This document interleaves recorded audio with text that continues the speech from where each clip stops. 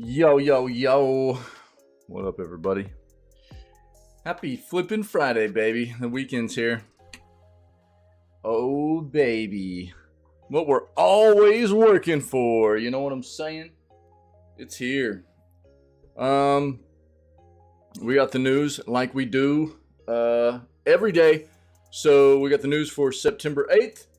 And then we will be playing, what we should be playing is some of the closed beta test for Endless Dungeon with our buddy Tinwin. Big shout out to Tinwin for being gracious enough to offer up one of the buddy keys he has to myself, so we can all experience what the Endless Dungeon beta is going to be like. Yeah, what up, Tinwin? What's going on, buddy? So speaking of the devil, the man, the myth, the legend, there he is. So as long as everything pans out all right here.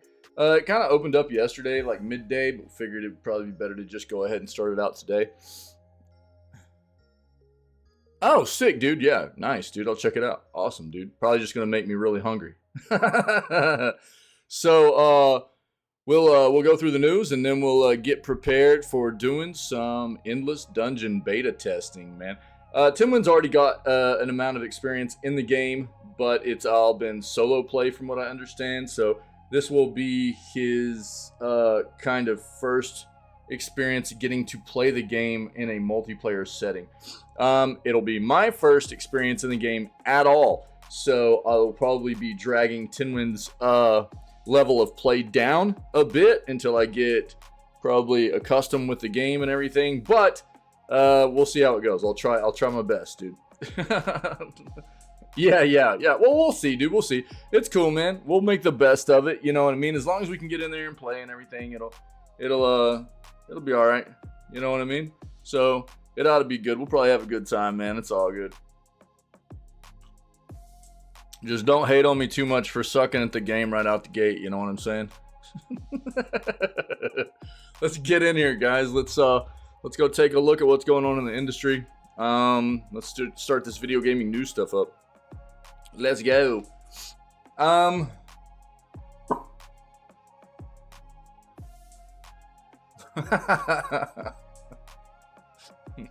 Starfield player tricks AI with unbeatable ship made only of corners. Nice. That's pretty cool. Yeah, that's pretty great, dude. That's pretty great. Oh,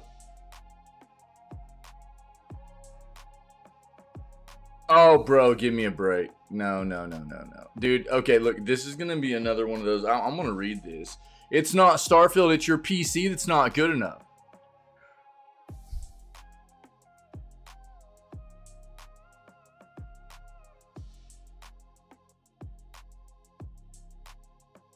Every time I see an article like this, and I can't tell if they're trolling right now or not, but every time I see an article like this where they try to act like a game that is on multiple platforms and on console, whenever the game is performing poorly on PC, but it's fine on like other platforms, and they try to act like you got a potato machine, bro, but it's people with like 4080s and top tier processors and like at least 32 gigs of RAM and stuff, like rigs that are way better than a console, but the game is performing poorly. It is not a user's hardware issue. It is an optimization issue on the part of the developers. And that it's easy to tell that. It's easy to tell that whenever the console version of the game works pretty fluidly. Now, let's be clear here.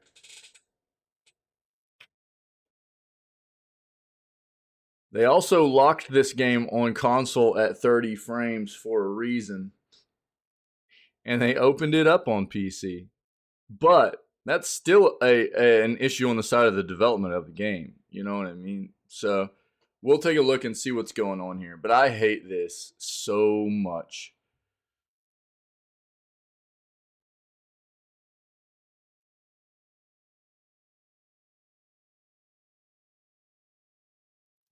All right, there we go. We need to take a look at this, actually. Baldur's Gate 3 has overtaken Elden Ring as the highest rated PS5 game. If you guys recall, whenever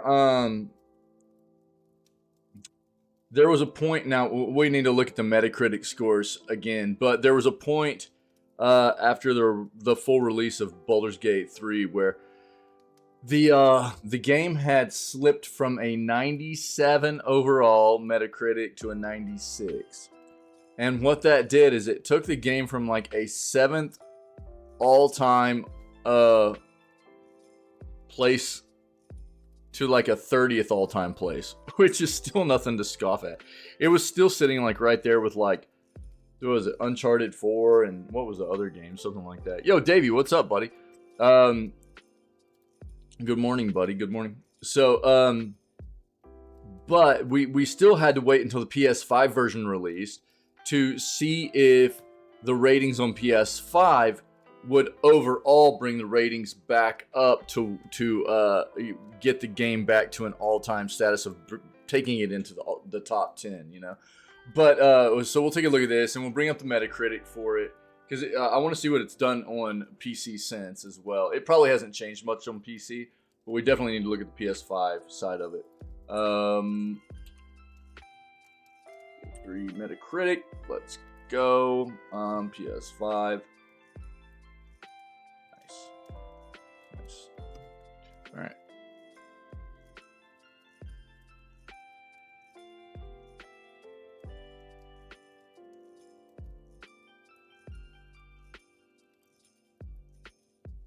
Dude, E3 is still trying to come back. I think E3 is totally dead. I've said for a couple of years now, I thought E3 was going to be totally dead. I kind of called it for the past couple of years. I was like, E3's not going to be back this year. E3's not going to be back this year, even though they kept saying they would be. And, I mean, I'd called it way out each year that E3 wouldn't be back. And sure enough, and now apparently they're saying they're going to have a complete reinvention in 2025, which means that they're not even planning on being here next year. I think E3's dead, guys. I really do. I think that what E3 did was showed all these other developers and publishers, at least for the gaming world, that even hardware manufacturers and stuff, that they didn't necessarily need E3 anymore. They can get everything done on their own. In having their own kind of showcases during the summer, where E3 used to take place. Now we get a plethora of kind of showcases digitally between different major organizations and their collaborators, and it works very well. And I think that most of them are going to be just totally done with E3. So I don't know how E3 is planning on bringing these companies back into the fold. But we'll take a look at this.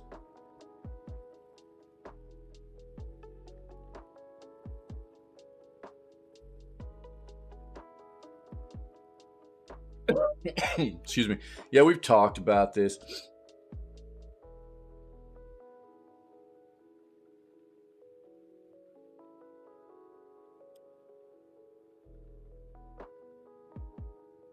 Apparently they got some new info out there.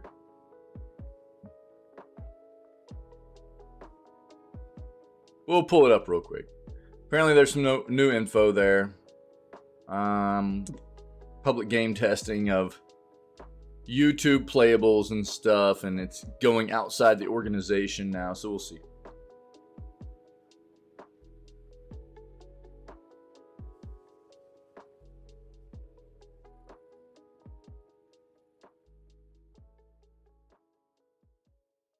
Apparently Starfield is the biggest Bethesda launch in history up to this point until Elder Scrolls 6 releases.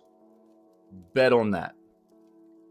Once Elder Scrolls 6 releases, Starfield will be left in the dust as far as records are concerned.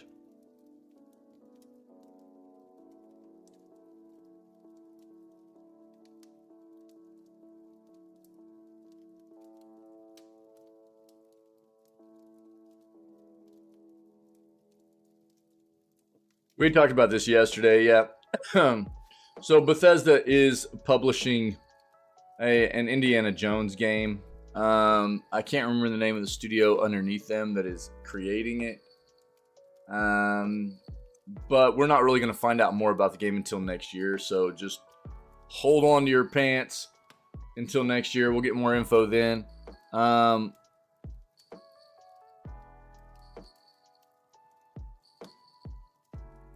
I think the main thing is let's just hope that the Indiana Jones game is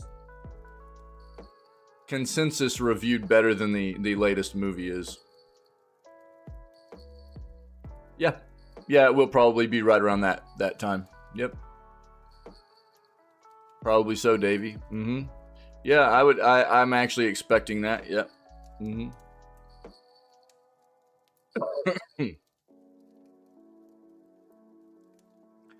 I don't suspect we'll probably see Elder Scrolls 6 until the late 2020s.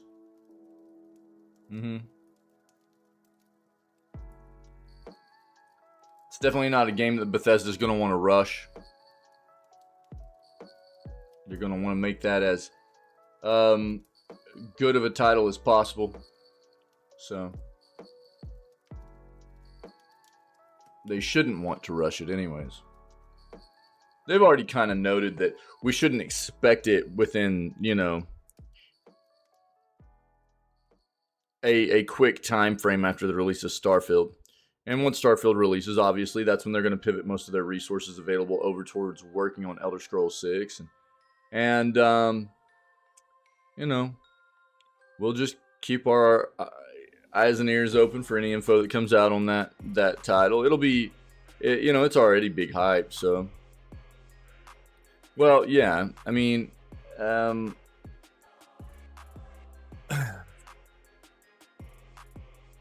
think that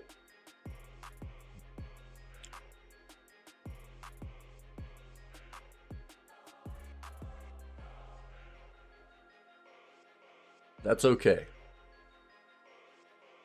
That's okay. Look, if again, I think that the best thing people can do is at least point out the good with the bad, right?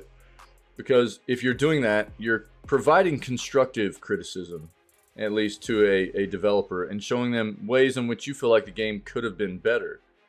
If a developer never got any kind of a criticism about their games, then they wouldn't have any kind of notion necessarily from the community and the fans of the games on how they could potentially improve their products, right?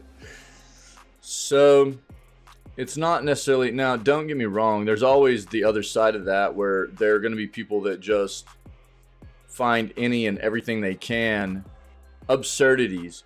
They find absurd things to criticize, right? And that's not fair. Constructive criticism is different. And to be fair, everybody is, subjectively different to what they experience pros and cons in video games. So, that's the way it works. People are going to obviously have things that they dislike about Elder Scrolls, just like they have things they dislike about Starfield. And,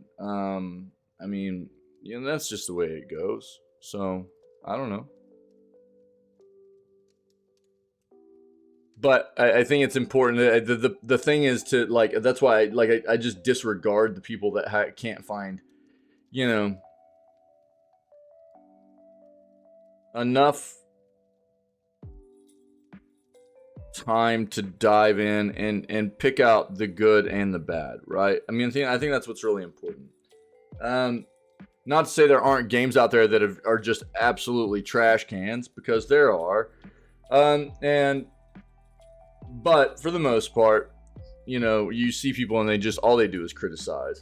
And that's not really fair at all. They're just looking to cause drama and throw a fit, really. So, yeah, those people suck.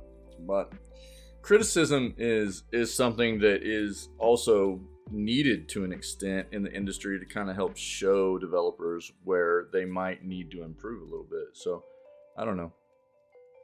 There's two sides to that ball, I think.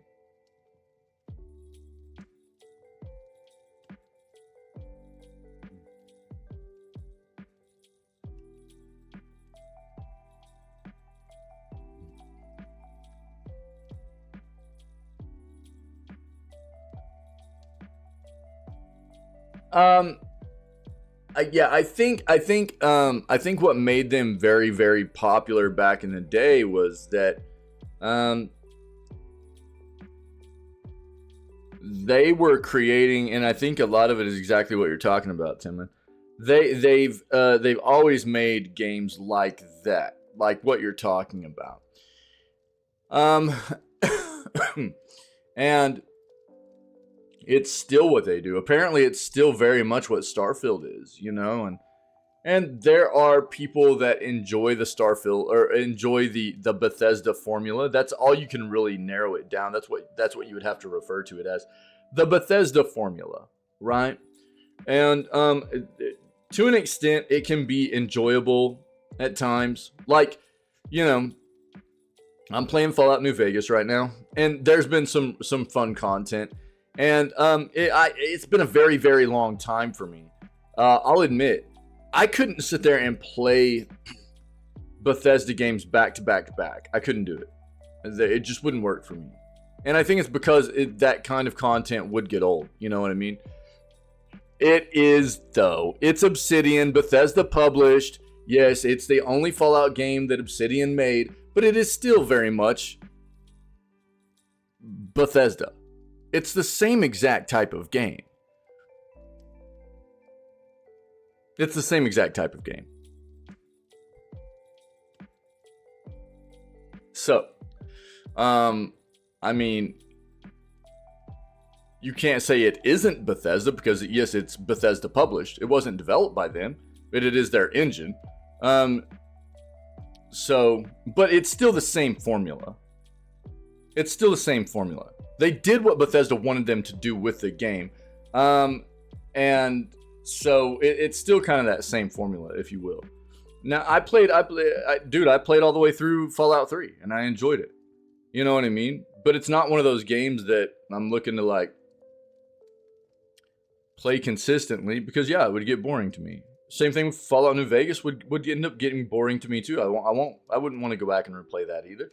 Which I'm not the kind of person that replays games a lot anyways, but I think they do a good job with content. I think that Bethesda does a pretty solid job with content. It's not to the same level as somebody like CDPR, you know, but I think they do a pretty solid job. I think they do a good job also of doing a pretty solid job of defining the amount of time you need to spend on like main quest line stuff, so that people that don't want to spend an excessive amount of time in one of their titles, they don't have to. They can just experience the main quest line and move on.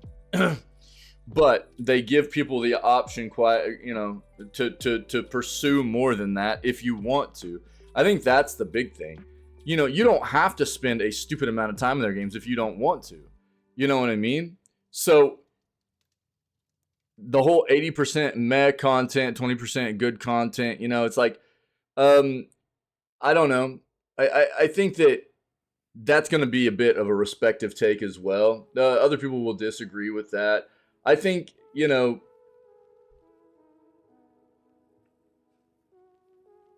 it varies from title to title from them a little bit on that front. I don't think you're necessarily totally wrong. I think people are going to probably disagree respectively on that percentage break there. But Bethesda's been a very popular developer for a long time because they do a pretty solid job at giving people decent content.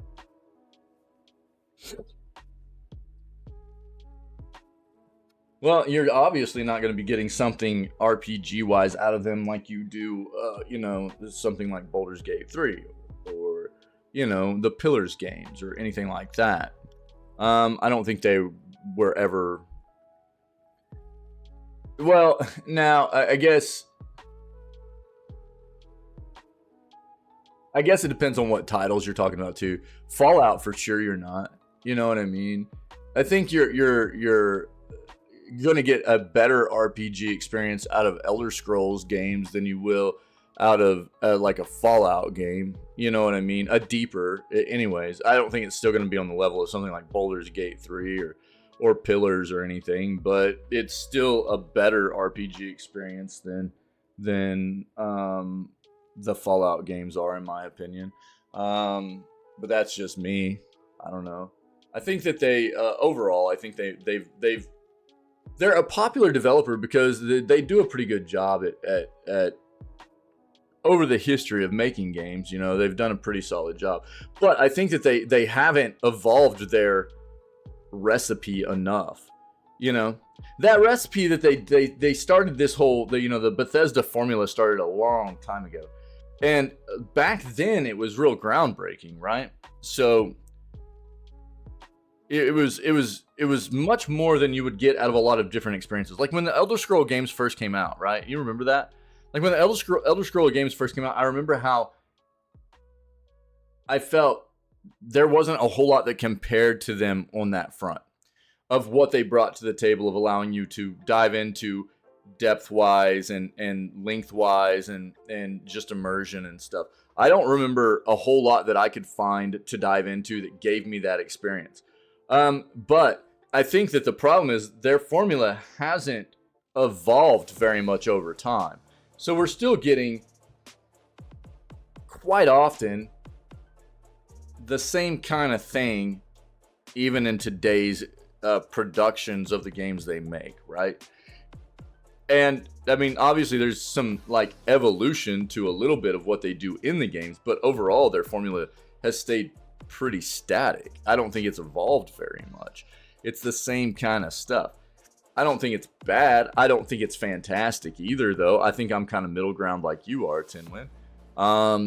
So it's I mean, that's one of the reasons that like I wasn't like overly excited about what Starfield is.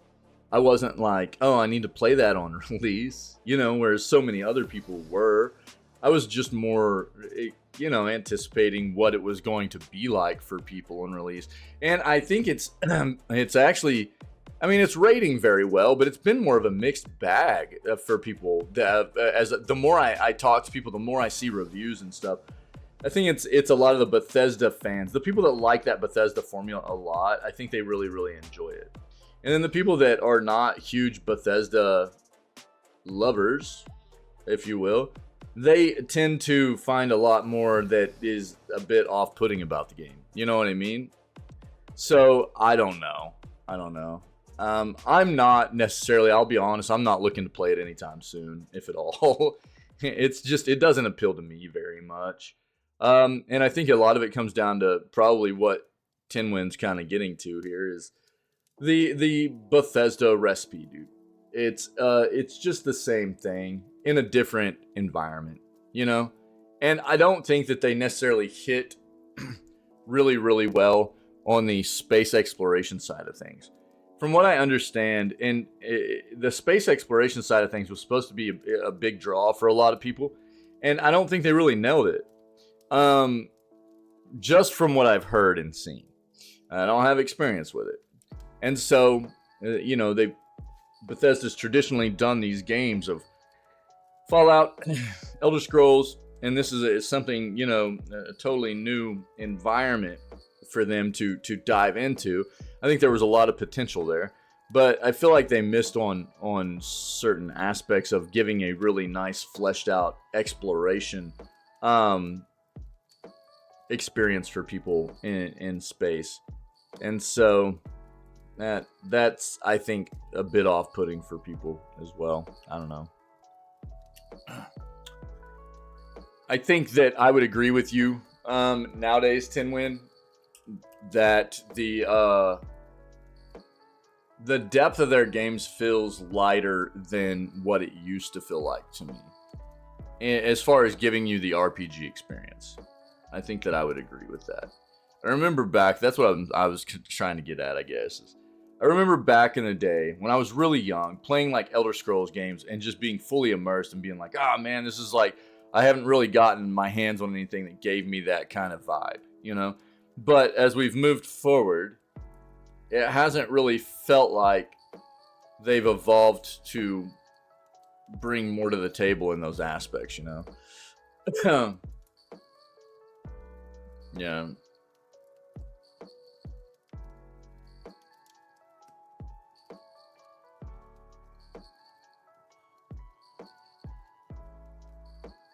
Right.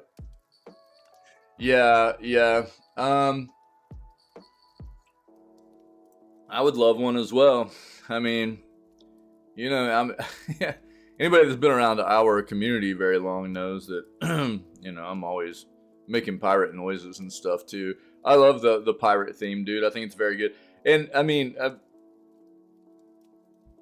I would want it to be something personally, a pirate themed RPG. I would want it to be more of a serious, very with some nice comedic relief in there. So something more along the lines of what you would experience in a Pillars game, right? Like Deadfire, dude, is about as close as I've experienced, right? To like kind of a piratey kind of RPG game. But give me like like this is a big ask, right? This is a big ask. I know this. Give me like Baldur's Gate 3. Everything that Baldur's Gate 3 brings to the table, but give me that in like a nice pirate setting, right? With really good like naval ship battle, and stuff like that, you know. Which, look, I mean, to be fair, I think that's probably why, you know, there are games that have done well on the pirate side of things. They're not deep RPGs or anything. Like, I mean, take Sea of Thieves. People like Sea of Thieves. It's not a deep game. But people have enjoyed it. People like pirate themed stuff, right? And there's been a ton of hype forever behind Skull and Bones from Ubi. Dude, I will not touch that game with a 10-foot flipping pole once it releases until I know that it's something decent. That's too scary. They've delayed that game like 8 times now. It's so gross. Yeah, something like that. Yeah. I want the serious side to it. You know, Pillars was always really good about that. They got the serious side, but then they had like the lighter. I think most good games that give you a really nice narrative or a really nice story tend to incorporate. I mean, I've said this about The Witcher. I've said this about Pillars. You have. It's a roller coaster of emotion, really, right? So you have drama, thrills. You get the comedy side of thing. They take you on a roller coaster ride of going through different emotions through different aspects of navigating character storylines, main and side quest storylines, and stuff like that. And yeah, I mean, yeah, I would love to see like a real hard pirate themed game that gave you real deep RPG aspects. You know what I mean? That'd be super dope, dude. I think Pillars is the closest thing Pillars 2, Deadfire. I think it's the closest thing I've seen. That'd be pretty cool, man. But I don't know. Yeah, I mean, people saying that Elder Scrolls 6 is gonna be that or could be that. I mean, they're reaching, you know. It could, but nobody really knows anything about that game right now, besides insiders, right? So, who knows? But again, I mean, here's the problem. I think you would agree with the Rockstar cracked Steam versions. No, Alunico. Yeah, we're still pulling up our articles and stuff, but no, I haven't heard about it. What's up? Well,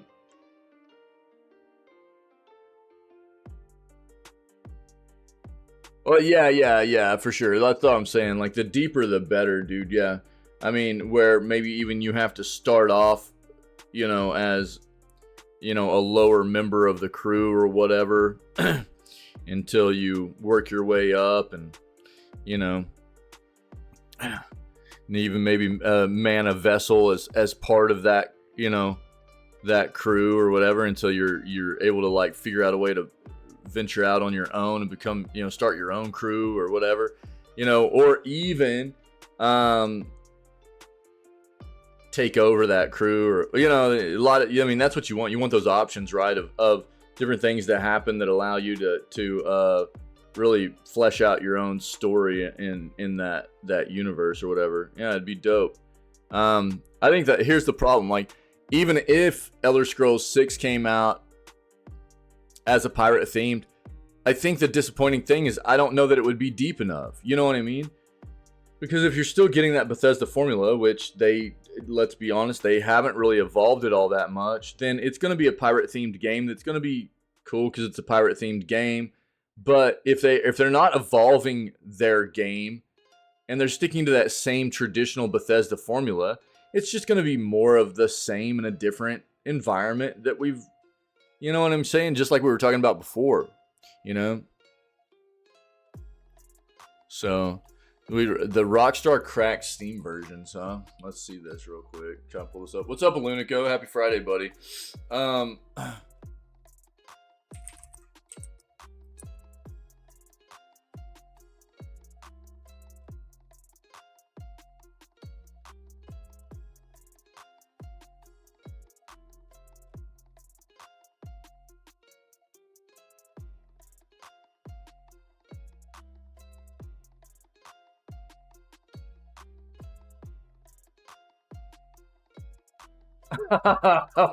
What?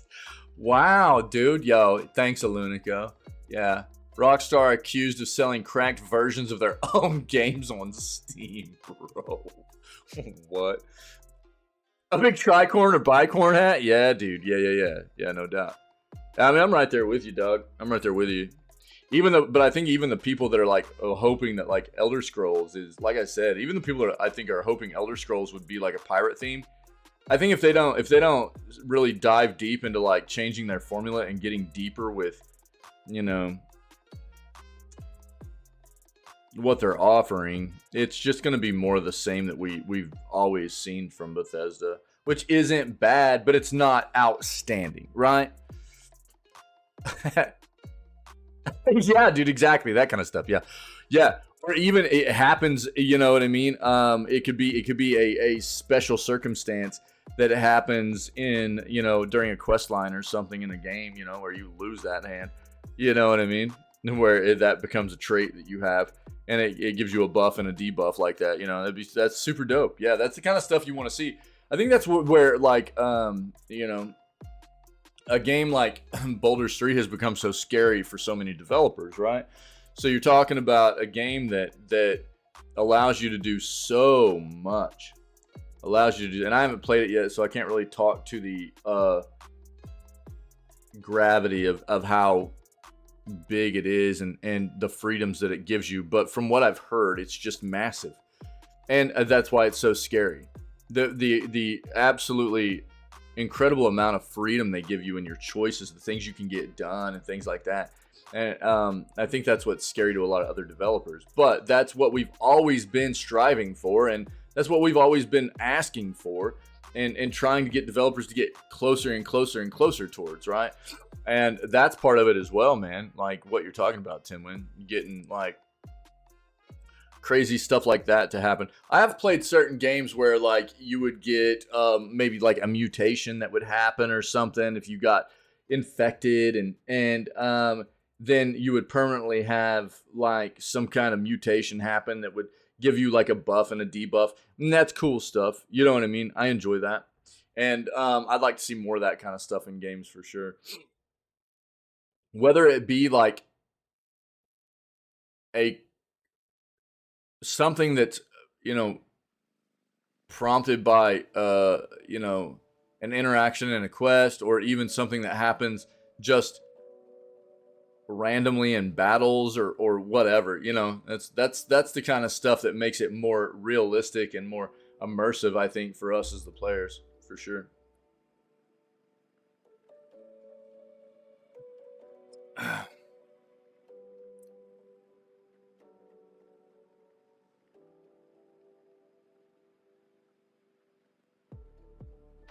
PlayStation Plus free games for October on track to be a huge improvement. We'll see. This month's were terrible, and they raised prices.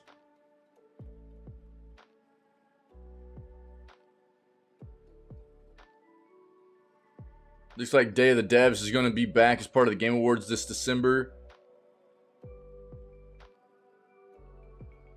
So Opera GX has integrated Chat GPT powered AI feature. Oh.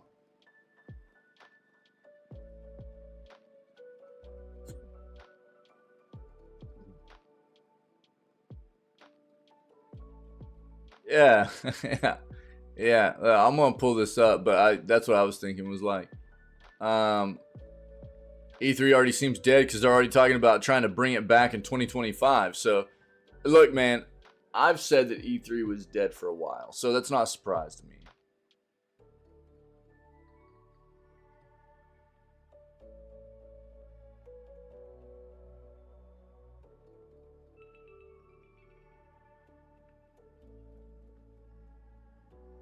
Oh, for real? Yeah, that's kind of what I saw when I glanced at that. Yeah, we'll read about it, dude. I've got the article up. Thanks, Alunico. Yeah. Yeah.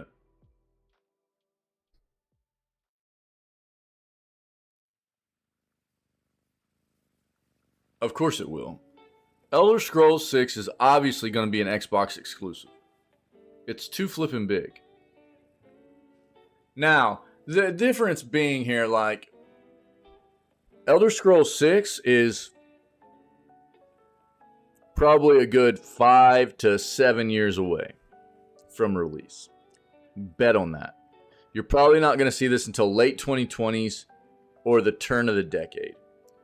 I'm betting.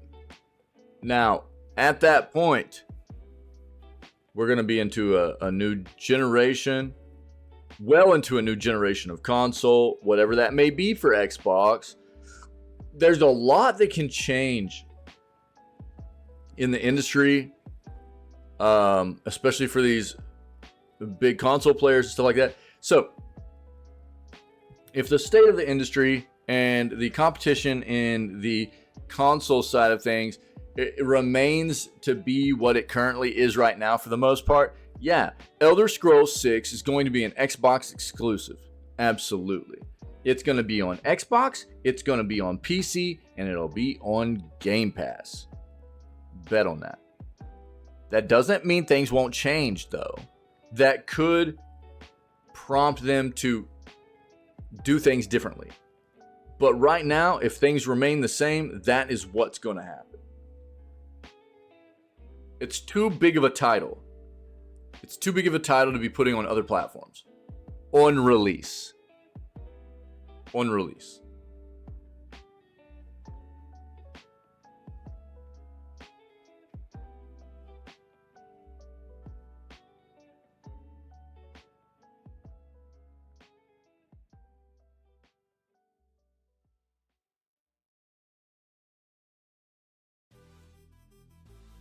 I think it's going to be their next platform.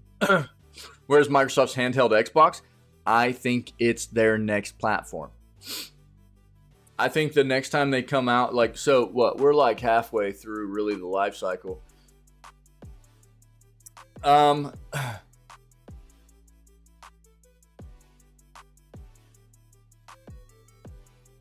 sell enough. What? Alunico? Because here's the deal. Again, I mean, like I said, things can change, but if you're talking about like hardware and proprietary software up to that point or whatever, dude, Xbox has never, ever. They've always sold half. They've always sold half of like what Nintendo and PlayStation do. Well, that's one. So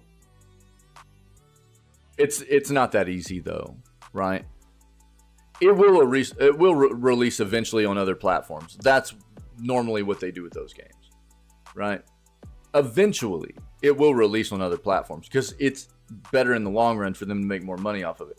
But on release, and I would say probably for a couple years after that, it wouldn't be quick. Even if they didn't sell enough, it wouldn't be quick because I don't see them making a PlayStation version. That's the problem. That's the problem. So, like, it wouldn't be something they could just turn over quickly. If they were like, no, we're only releasing this on Xbox and PC, right? Right. Yeah, I know that. That's what I'm saying. That's what I'm saying. Yeah.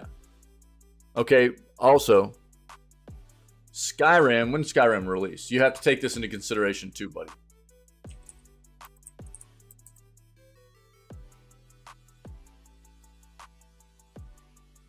2011. I think, when did Microsoft purchase Bethesda? Like end of the 2010s?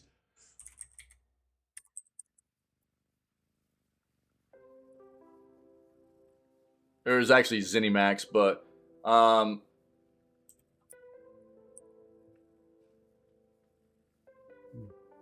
no, it was 2021. ZeniMax. Yep. 2021. Beginning of 2021. So, here's a big difference, buddy. Right? So, when you search the gaming news in the dark web. So this is the big difference between something like this back then and nowadays, right? Microsoft now owns Bethesda as they bought ZeniMax. ZeniMax owns Bethesda, right? So that is why now, I thought it was like 2019, but I was a couple years early. It was only a couple years ago. So now that's why this has become a big topic. Back then, Bethesda wasn't under Microsoft whenever this kind of game was releasing. So that's why it was released across most platforms. They didn't have any kind of need to be exclusive because they weren't owned by one of the platforms, right? So that's not really a valid kind of argument to bring up. You understand what I'm saying? So nowadays it's much different because they are in fact owned by Microsoft. And yeah, if they didn't sell enough, then and look, I think that there's a good potential that even if they do sell enough, a version of this game will come out for other platforms later on. But you cannot deny the importance and the gravity of a game like Elder Scrolls 6 and the amount of people it would bring to the table just for buying into the Xbox platform, right? It's huge. And so that this is the whole like proprietary game that these big console players play. That is why specifically Microsoft bought into a company like ZeniMax because of Bethesda. These are huge games. There's a huge fan base behind them, and it gets people to buy into their platform, whether it be their actual consoles or their subscription service on PC, right? So back then it was released across all platforms because they weren't owned yet by Microsoft. Nowadays it's a big deal because they are owned. But I think eventually it will probably go to most platforms because Microsoft is, in my opinion, smarter about the fact that they know it'll make them more money in the long run, having it on as many platforms as possible. Whereas PlayStation, it's like pride gets in their way a lot of times. They're like, oh, we'll never put our proprietary games on other platforms. You know, it's like you guys are losing out on. I mean, it's not like people expect it right away, right? But the thing is, it's like with your statement about, well, if they didn't sell enough, I don't think it's necessarily even a problem of that. But they're not going to have like a PlayStation version ready on release. I doubt it. It'll be an Xbox version. It'll be a PC version. And then they'll probably work on like trying to get like a PlayStation version and a Nintendo version worked up later on down the line or something. They're going to give a title that's that big and holds that much gravity for bringing people into their platforms and their subscription service. They're going to give plenty of time to soak up as much money as they can on that side of it first. Oh, dude, for sure. No doubt about it. Absolutely. Not even close. Not even close. Not even close. Yeah. Absolutely. Yeah.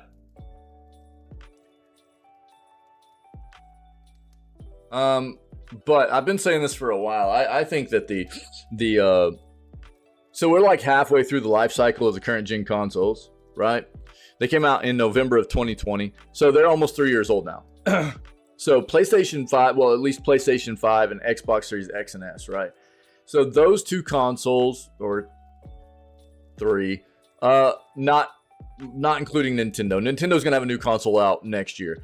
But I think Xbox's got a much better platform. The services that they provide people, they've got a much having a console more like something like the Steam Deck or the ROG Ally or the Switch or what's coming out from the Lenovo Legion Go. It fits their profile much better. Just a second, Lunico, I'll touch on that.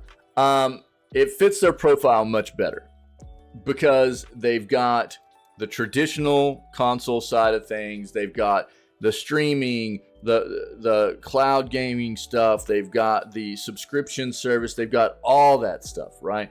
And they're a Windows-based company, right? So they also sell their games on PC. And so I think that them coming up with a mobile device that plays that dual role as a traditional console that you can dock and play on any TV or monitor or whatever, I think it fits their platform much better with all the services they have. And I think their next console will be something closer to being in line with these other mobile pieces of hardware that play that dual role that we've seen from these other manufacturers. Now, halfway through, maybe less. I don't think less. If you look up, look, there's a long history of console production, right? Long history of console production. And from these major manufacturers too, Sony, Microsoft, Nintendo, it's normally average of 7 years. If you look it up, normally an average of 7 years. There are occasions where it's been a little bit less. Now I'm talking major consoles. I'm not talking about like Game Boys and stuff. You know what I mean? Major consoles. There are occasions where it's been a little bit less, but we're not even halfway there. We're not even 3 years into these consoles yet, right? So if you take that into consideration, we would right now be hitting halfway through, not even the small side, the shallow side of that estimate. So we're not even halfway through what 6 years would be right now. So honestly, no. I think that if anything, around the end of this year, we might be halfway. Maybe. But I think some of that also is going to come down to, I think there's a big mindset change in the industry right now as to what a console needs to be. And I think, honestly, PlayStation and Xbox are both behind the curve here because of just running traditional consoles. So who knows? Maybe we are. Maybe we are already halfway through because they're going to try to pivot into something that's more of the, the handheld mobile device, because mobile technology has come a long ways. It's evolved greatly over the past decade, and maybe they're going to try to get to that point where they can give people that accessibility on the go, as well as, the traditional console side of things where they can dock everything. I don't know. But if you look at it historically, we're just about to hit like the low side of what a life cycle would be, estimate wise for when to expect new consoles to come out, like halfway through that.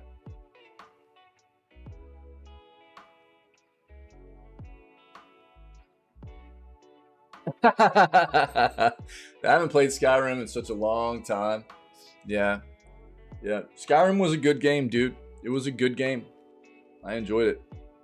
I do think that the in my opinion, and while I like some of the Fallout stuff, I do enjoy the like the Elder Scrolls stuff, the Bethesda does more. Personally, it's just a personal preference. One second, guys. Okay. Oh, Steam will soon show which games support PlayStation controllers. Cool.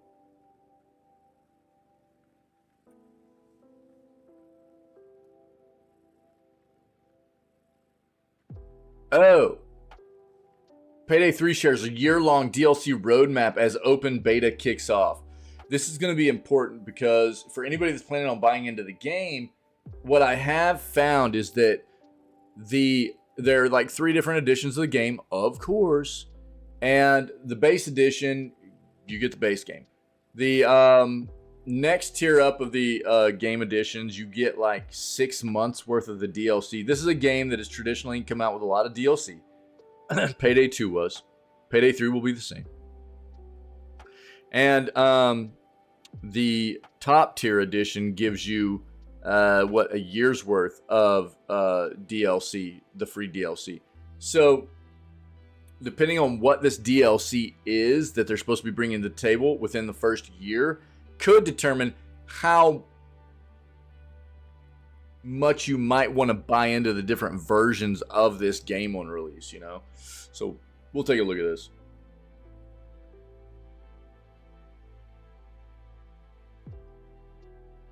I'm flipping hungry this morning. What else is new, right? Why is that, Alunico?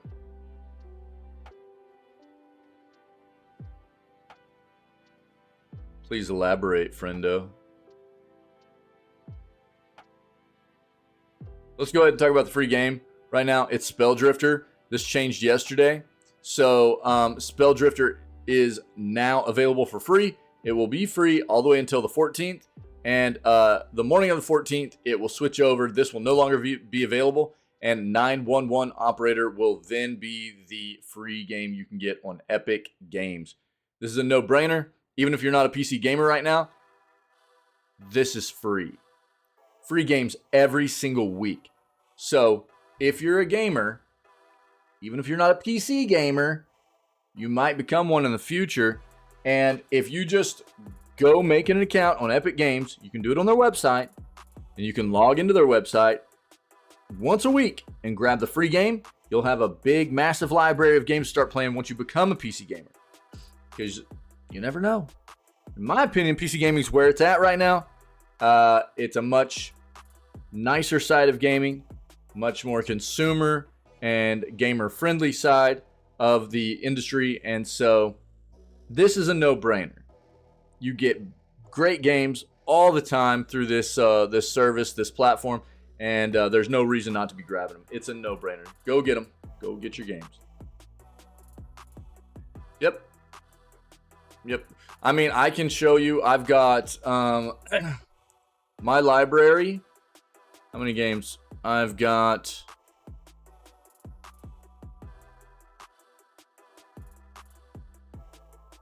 Dude, show all. Why is it not showing me all? Oh, no. Take that off because I had that on there. Probably creeping up on... I've got 251 games. I've got 251 games, and there are a lot of notable games.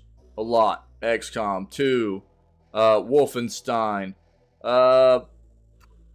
Watch Dogs 2, a bunch of Warhammer games, Vampire, Tyranny,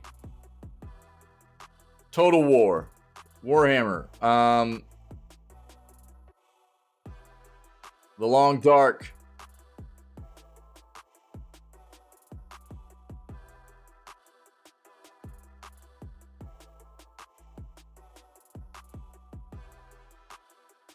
bunch of Star Wars games, Sonic stuff, all the Shadowrun games,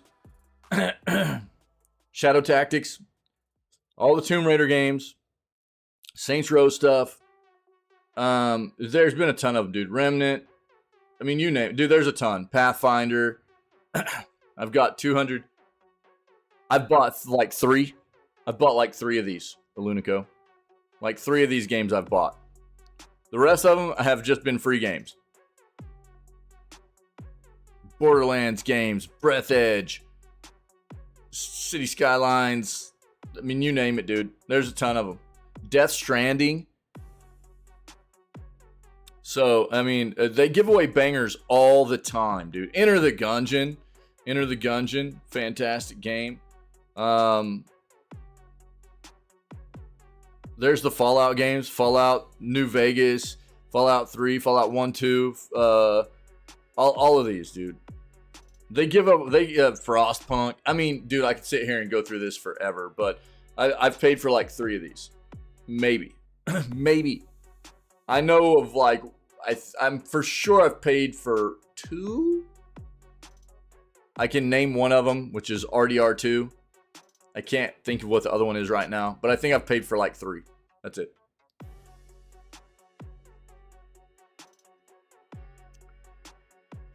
Grab your free games. It just makes sense, dude.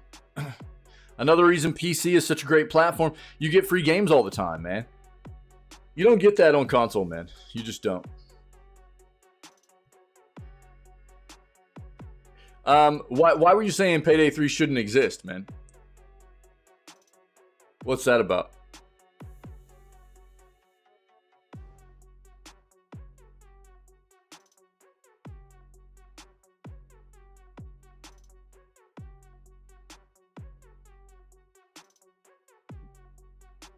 All right, we've already kind of seen some of this a while back, but Bumblebee is back and Transformers Earthspark Expedition gameplay trailer. This game looked very, very boring to me, but I'll pull it up. We'll see if there's anything new in here.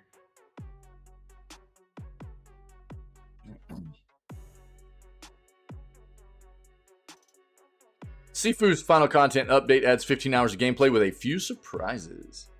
We'd already kind of hit on this a while back too, but let's take another look.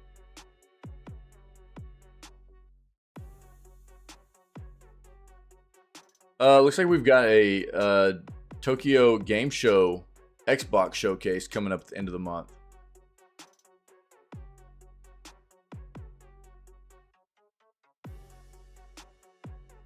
All right, let's look at our other search.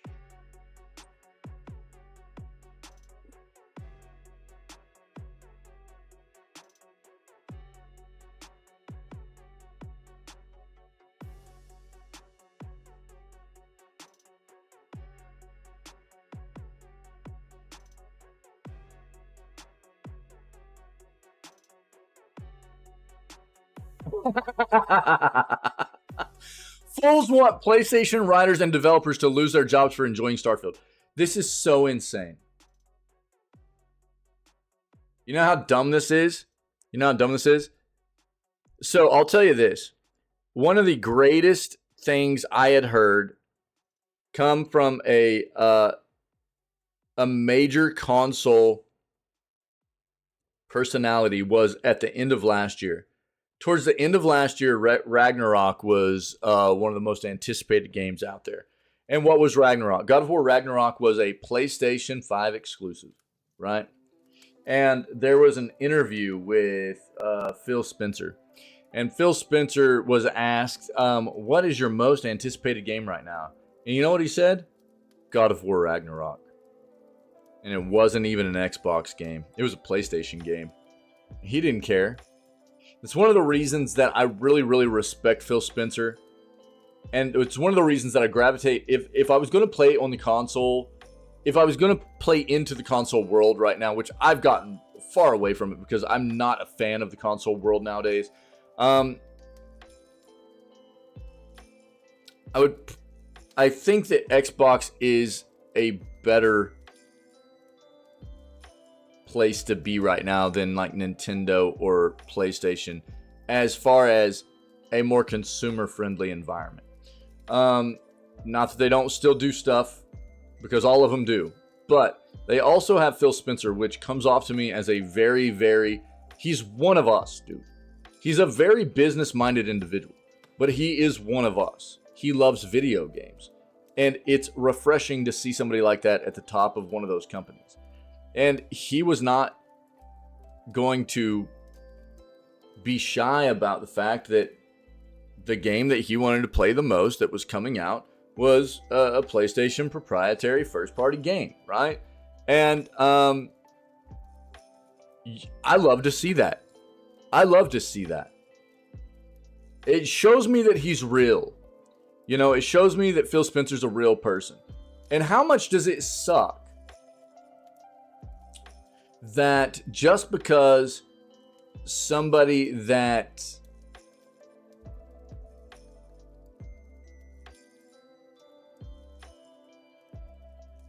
this is the craziest thing. People want these PlayStation writers and developers to lose their jobs for enjoying Starfield.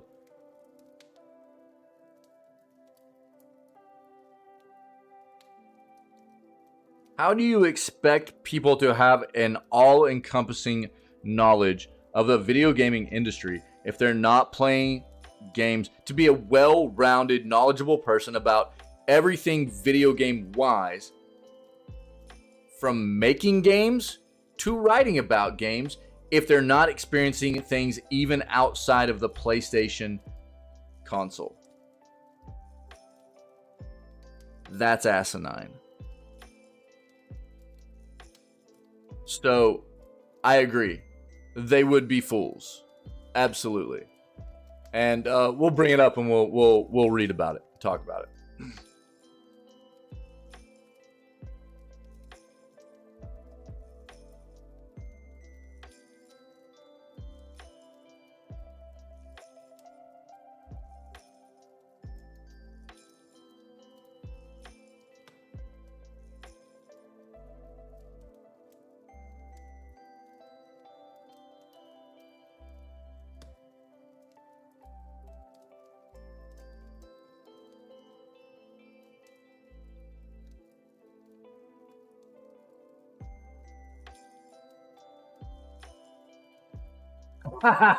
No way, dude. This is gonna be from God, what's the name of that site? Limited Run, I'm guessing. Limited Run, yeah. Gargoyles Remastered, huh? Interesting.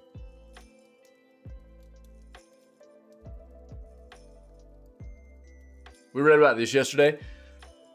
Stray's getting a movie or TV adaptation. I think it's a movie adaptation. That's pretty dope. It was a good game, man.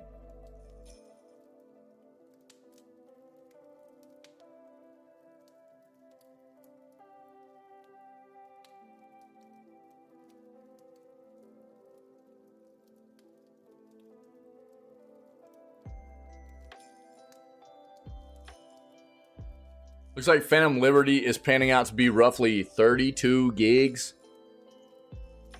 It's a pretty chunky, it's an expansion, let's be fair. It's not a, I mean, it's not just DLC. It's a full expansion, you know what I mean? So it's bringing a lot to the table for the game, and that shows in the size of it. So be prepared for that size if you're looking to get into the Phantom Liberty side of Cyberpunk, all right?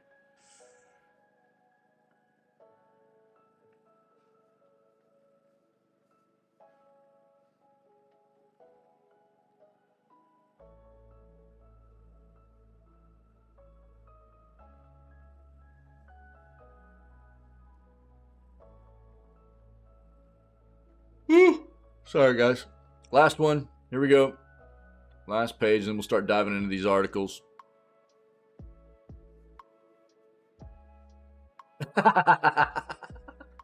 Bro, I've already got this Megan Fox thing talked about yesterday, and I couldn't help myself. She's wearing like a 1990s like furry top hat, and then it was cracking me up, dude.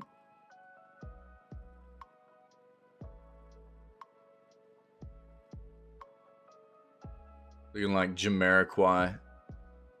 It was hilarious.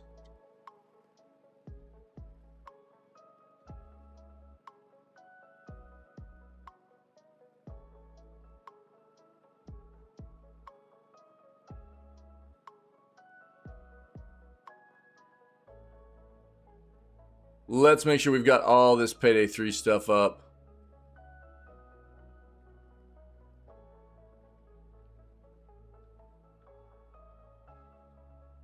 Because I'm going to be playing it. I want to make sure I know. Alright. It's going to be a lot of news today, guys. Probably. So let's get ready. Let's go ahead and kill out the music.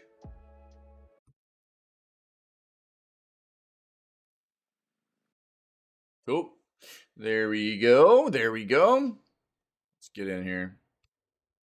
Nice. Steam will soon show which games support PlayStation controllers. The feature will roll out in early October. Steam Store will soon tell you if a game supports Sony DualSense or DualShock controllers. Valve posted an update for developers this week, announcing that the feature will go live in Steam Store and desktop apps starting in October. Valve hints that more controller-friendly features could be on their way to Steam. Quote, this is the first step towards helping players find games that support the most commonly used PC video game controllers, the company wrote. Developers should now see a questionnaire in Steamworks, Valve's game creation tool, for its ubiquitous digital storefront. The survey lets devs specify whether their game offers full or partial support for Xbox DualShock and DualSense controllers. Valve says the filters will also display each PlayStation controller's usage level, helping gamers learn which gamepads people use the most. Valve says Sony controller usage has grown from 11% of sessions in 2018 to 27% today. The company adds that since 2017, over 87 million Steam users have played at least once using a controller. Among that group, 69% have used some version of Xbox controllers, while the remainder use a mix of PlayStation controllers, Switch Pro controllers, and hundreds of other devices. Cool. That's good. That's good. Another thing great about PC, most platforms are getting very, very good about allowing people to use whatever peripheral device they are comfortable with, right? Or whatever you have laying around, really. Most traditional PC gamers, well, you know, we're very fond of our keyboard and mouse. But not every game is as intuitive to play with keyboard and mouse. And most of us have a number of different controllers, variations, you name it, stuff like that, sitting around to play with. You know what I mean? And PC is quite good at most platforms on PC, anyways. They are becoming quite good at giving us the access or the ability to use numerous different controllers and peripheral devices to play games with. It's very, very nice.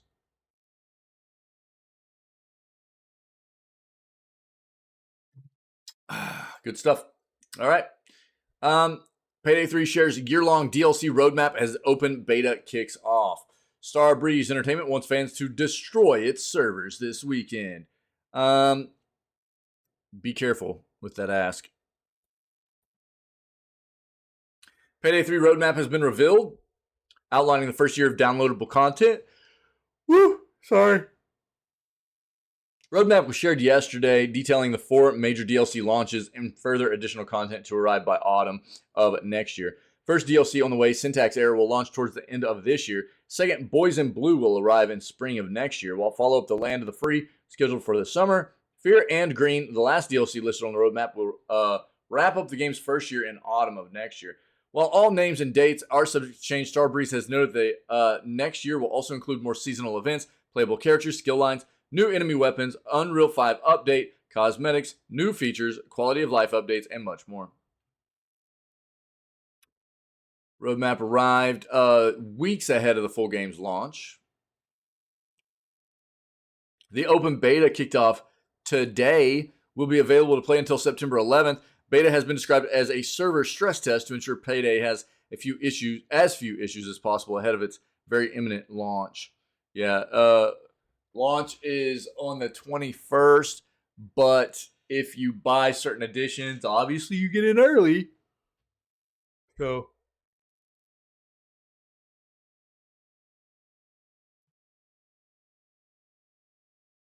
you don't need to own Payday 3 to take part in the beta, as it can be downloaded via the game's storefront page. So if you're interested in playing the beta, you can just go to the storefront page and download it and play. Cool. There you go. If you need links or anything. Let's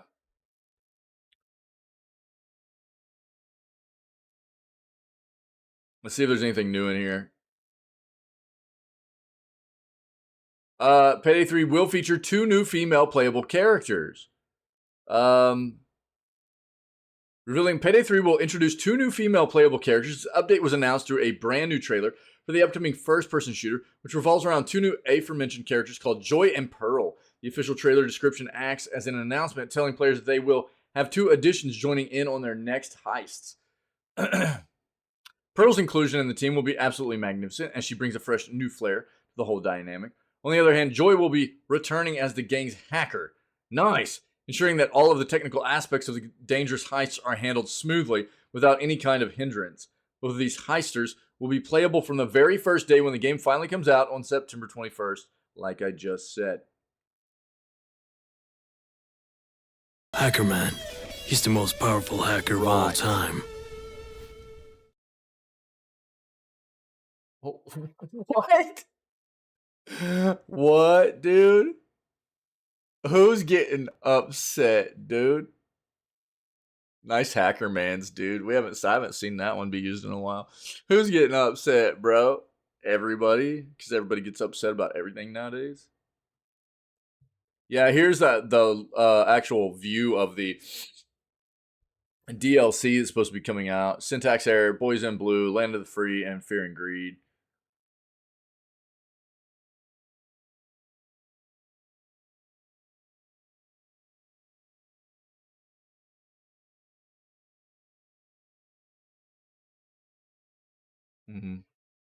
All right, cool. Cool, man. Nice. That's cool. Just in case you need more out of this here.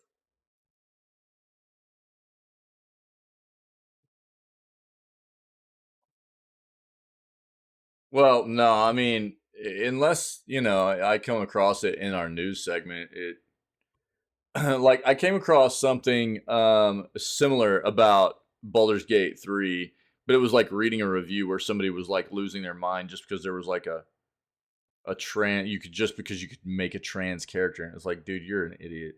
Like, what, you're throwing a fit just because you can make a trans character in Baldur's Gate 3 doesn't mean you have to.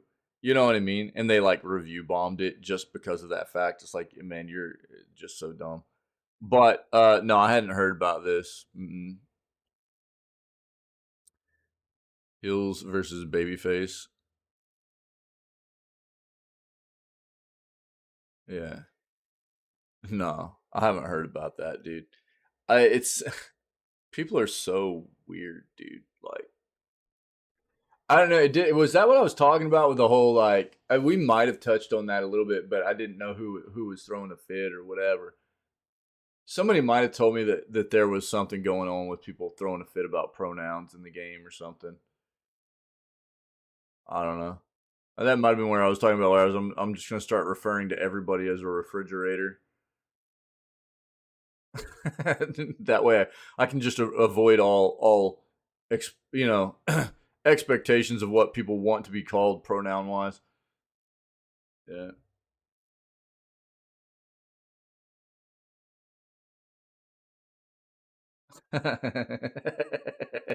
No way, bro.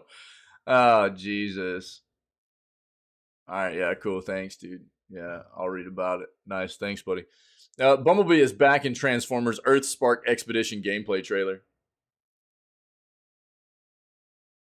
The first, so let's watch this real quick. The first, that I had seen of this game looked pretty basic. Time to get my game face on.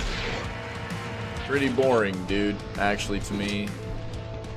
Like, to make a Transformers game with so many characters, and then the only one that you can play as is, like, Bumblebee. Sorry, girls, but I'm so going to clip your wings. Right, where next? You can talk the talk, Bumblebee, but can you walk the walk? Bring it on. I am wrecking and This looks like a game that's going to be really repetitive. that. I'm sorry. It looks like it's going to be really repetitive.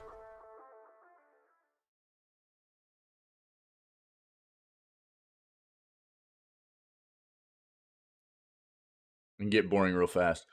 Transformers Earthspark Expedition is a new entry in the franchise from Hasbro and Outright Games.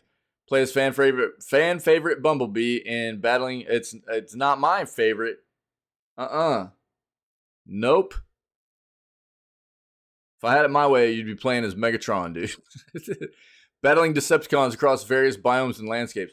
Transformers Earthspark Expedition launches on October 13th for the Xbox, PlayStation, PC, and Switch.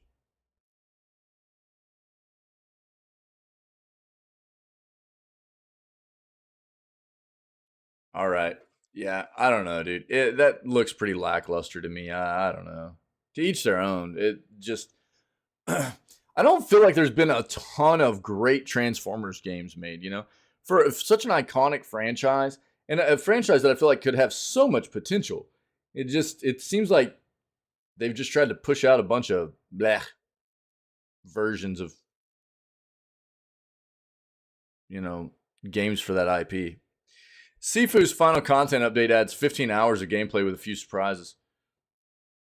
Final update. Trailer right here for Sifu. No more content coming after this. We've already looked at some of this.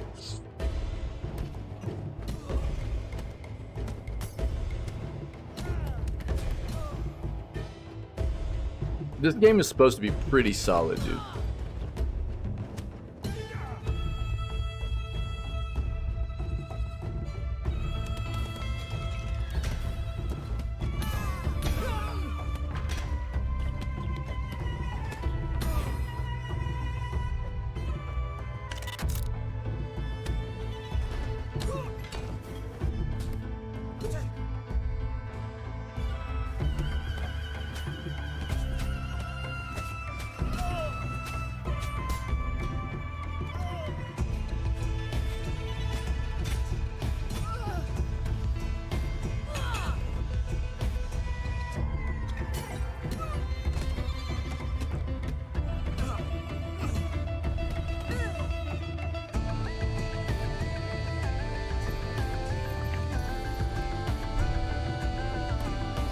Looks so simple, this is actually supposed to be a pretty difficult game.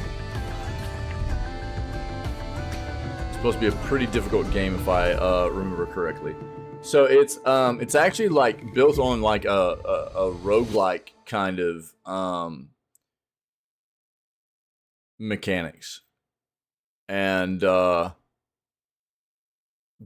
if I remember correctly, Sifu is supposed to be actually a fairly difficult game to get good at and master. A lot of different fighting styles and stuff, and I think it has to do with the fact that like you've got to be patient, you've got to be careful, you've got to know your fighting style very well, and you know, your character gets like upgrades and stuff like that too. But it's about like obviously, as you can see, like the way that they were fighting all those enemies and making it look easy. If you get hit, and there's always a ton of enemies, you can end up getting like kind of stun locked and stuff pretty easy, I think, from what I understand. Because multiple enemies, especially if they're doing like back to back, like if they're comboing you and hitting you and stuff, it's really hard to get out of it and everything. But it's supposed to be a very good game. The last update for Sifu Arenas dropped today for PlayStation, Xbox, and PC.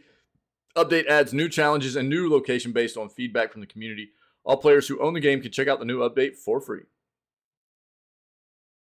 In response to our community's request for even more challenging content, this update was designed to cater especially to the needs of more seasoned players. These new difficult challenges will only be available after successfully completing previous ones. No matter how you choose to kung fu though, you can relive your favorite moments exactly as you imagine them in the dedicated arenas custom mode, donning the outfits, picking the modifiers of your choice. Stay tuned to Gaming Trend. Yeah. If you want more out of it. Xbox announces Tokyo Game Show broadcast. So apparently on September 21st, a couple weeks from now, 2 a.m. Pacific. Oh, bro. Well, yeah, I mean, it's coming out of Tokyo, so that makes sense. Hey, look what we got here, dude. Some Hi-Fi Rush. Games made in Japan. Yeah. So Tango stuff. Yeah, it's possible that Tokyo Game Show is where we might learn what Tango Gameworks is currently up to. Japanese studio released Hi-Fi Rush earlier this year. Possible Xbox could offer an update on what's next from the team. Yeah, recent reports indicate Xbox is very happy with the developer. Makes sense to give them a bit of focus during the show, no doubt.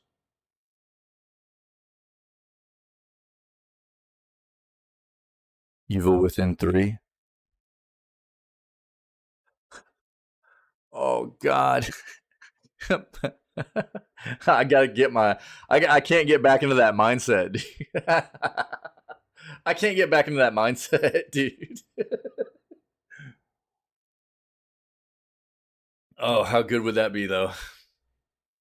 All right. Well, we'll have to keep it in mind. So that's like midnight for me, but we'll hit on it the next day, I'm sure. So we'll hit on this the next day. So the 22nd. Fools want PlayStation writers and developers to lose their jobs for enjoying Starfield. That's asinine. For as long as video games have been around, console wars have existed and are perhaps fought as strongly as ever due to social media and the ease of sparking a debate or argument with fellow gamers. While most of us find it amusing to watch unfold, some people are deep in the trenches and live and die by their chosen gaming platform. It isn't unusual for one side of the war to call for the cancellation or firing of people in the gaming industry based on which video games they give high or low review scores. With it recently happening with the launch of Starfield, which saw one gamer call for many top gaming journalists to be fired for enjoying the game. Don't worry, we have a good laugh about it. Unfortunately, this console war also affects people who make the games, as they too face online attacks for simply liking video games. Popular gaming YouTuber Alana Pierce recently came under fire by a small section of PlayStation fandom for playing and promoting Starfield, an Xbox exclusive that was ripped away from the grasp of PS5 owners following the acquisition of Bethesda by Microsoft in 2021. The calls for these individuals for Alana Pierce to be fired stem from her being one of the writers of the Sony exclusive God of War Ragnarok. In a video posted to her YouTube channel, Alana Pierce goes over the post on X about how absurd it is, also noting that she had a 10-minute conversation. Dude, I needed to... Here, hold on. Yeah, okay, we're good.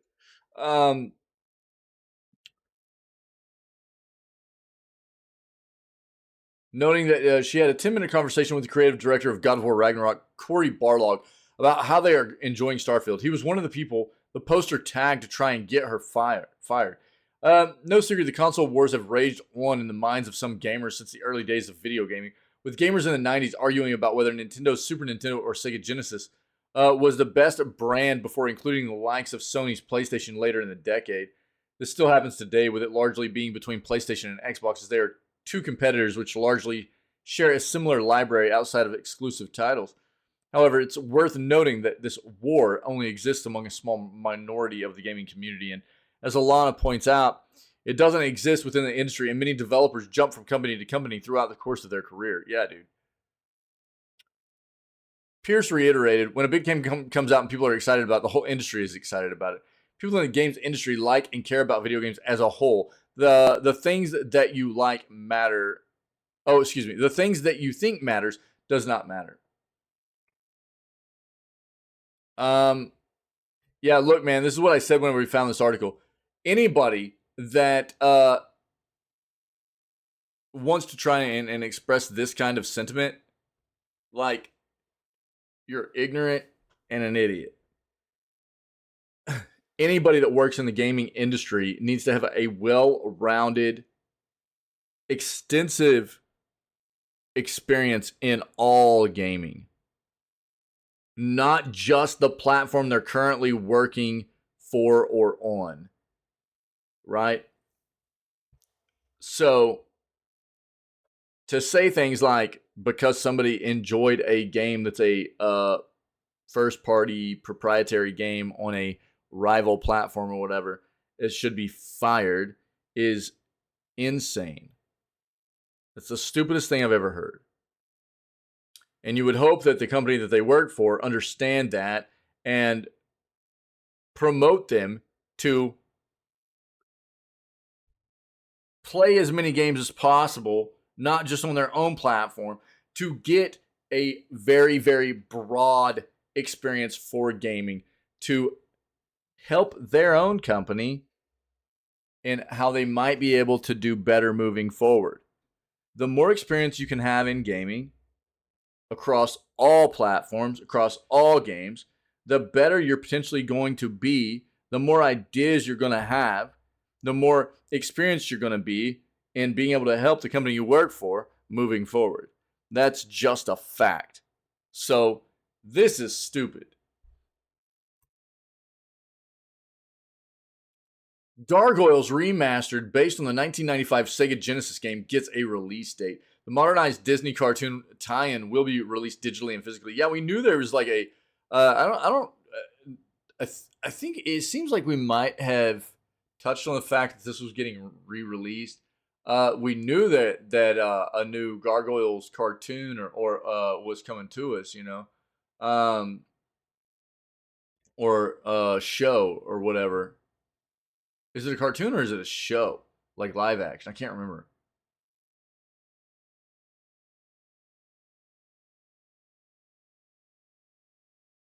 The modernized Disney cartoon tie-in will be released digitally and physically. Yeah, okay. So here's a remastered Gargoyles game. 1,000 years ago, superstition and the sword ruled. It was a time of darkness. It was the age of gargoyles. Frozen in stone by a magic spell for 1,000 years. Now the spell is broken. Dude, these old Nintendo games were bangers, man. I actually like the way it looked before better. Yeah, like that. This is much better for me, dude. The pixelated stuff. Give me that pixelated stuff, man. Instant rewind? Shenanigans, dude. I hate that they add that to these old games, dude. Stone by day, warriors by night. We are defenders of the night.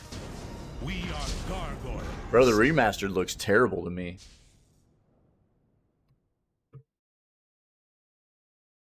Disney announced last year that the 1995 game based on its animated TV series would be getting an HD remaster, but it didn't give a release date at the time. It has now been confirmed. It will come to PS4, Xbox One, Switch, and PC on October 19th. The Gargoyle game was only released in North America for the Genesis and has players controlling the TV show's protagonist Goliath as he explores New York in search of the Eye of Odin, an evil artifact that corrupts anyone who owns it. The remaster lets players play the game in either the original 16-bit visuals or with a new hand-drawn art style, which makes it look more like the cartoon. Yeah, give me that 16-bit, baby. Pre-orders for the digital version begin today and will cost $14.99. Limited run games will also be releasing the game physically in 3 different editions. Standard at $35, Classic at $70, and a collector's edition at $175. Good night, dude.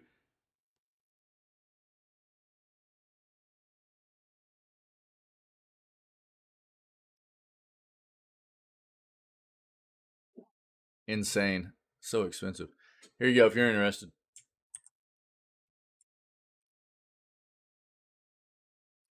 PlayStation Plus free games for October on track to be a huge improvement. It needs to be. This month's were terrible. PlayStation Plus free games for October could see a huge win for subscribers after one of the worst months in recent memory. Not exactly having the best month over in PlayStation Plus land, especially when you consider Game Pass subscribers are tucking Starfield right now. What do PlayStation Plus subscribers have for September? One of the worst months of free games the service has ever seen, and a steep price increase across all 3 tiers. 25 to 30% price increase annually over all 3 tiers. I don't know why. It's not like they're giving anybody anything better. It's not like they've had the subscription service out very long. A little over a year now. It's like being forced to watch someone enjoy a 5-star meal while you tuck into a plate of liquid crap. Yeah. Clearly, there's a lot riding on the free games for October. I mean, we can all agree the free games for September, Saints Row, Black Desert, Traveler Edition, and Generation Zero, did precisely nothing to justify the price hike, as well as the fact that, look, I'll say that I'll keep reiterating this. For people that don't know, the biggest difference between the subscription service of PlayStation and Xbox is that Xbox does day one releases. PlayStation has been very adamant in stating that they will never do that. I would say never because they're probably going to need to at some point. But right now, they're holding steadfast on that point. People are being asked to stick around and pay more. They need to see something big. Maybe not on the level of Starfield, but something, anything. Next month's supposed to be a huge improvement.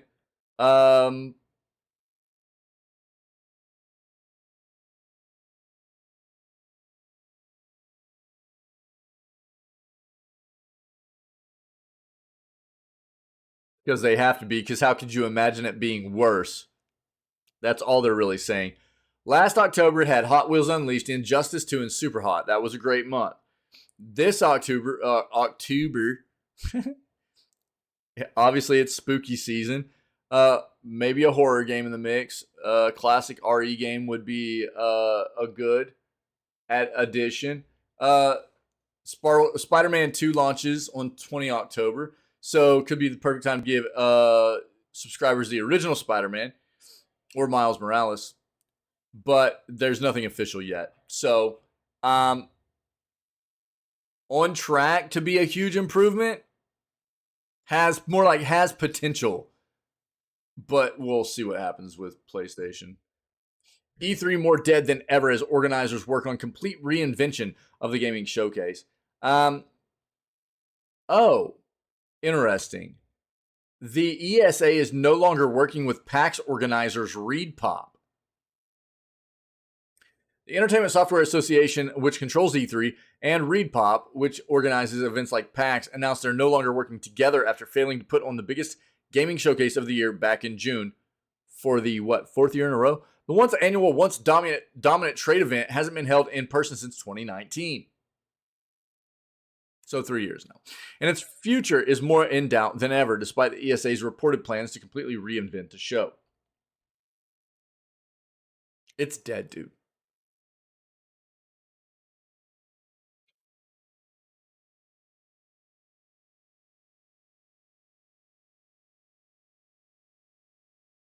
Whoa. While the reach of E3 remains unmatched in our industry, we are continuing to explore how we can evolve it to best serve the video gaming industry and are evaluating every aspect of the event from format to location. ESA President and CEO Stanley Pierre Lewis said in a statement, "We are committed to our role as a convener for the industry and look forward to sharing news about E3 in the coming months." Games Industry reported that despite continued setbacks, the ESA is still working on a complete reinvention of the E3 showcase for 2025. What about 2024, you might ask? Nothing has officially been announced or canceled yet, but ESA did confirm that E3-related event next year won't take place at the Los Angeles Convention Center in California. Yeah.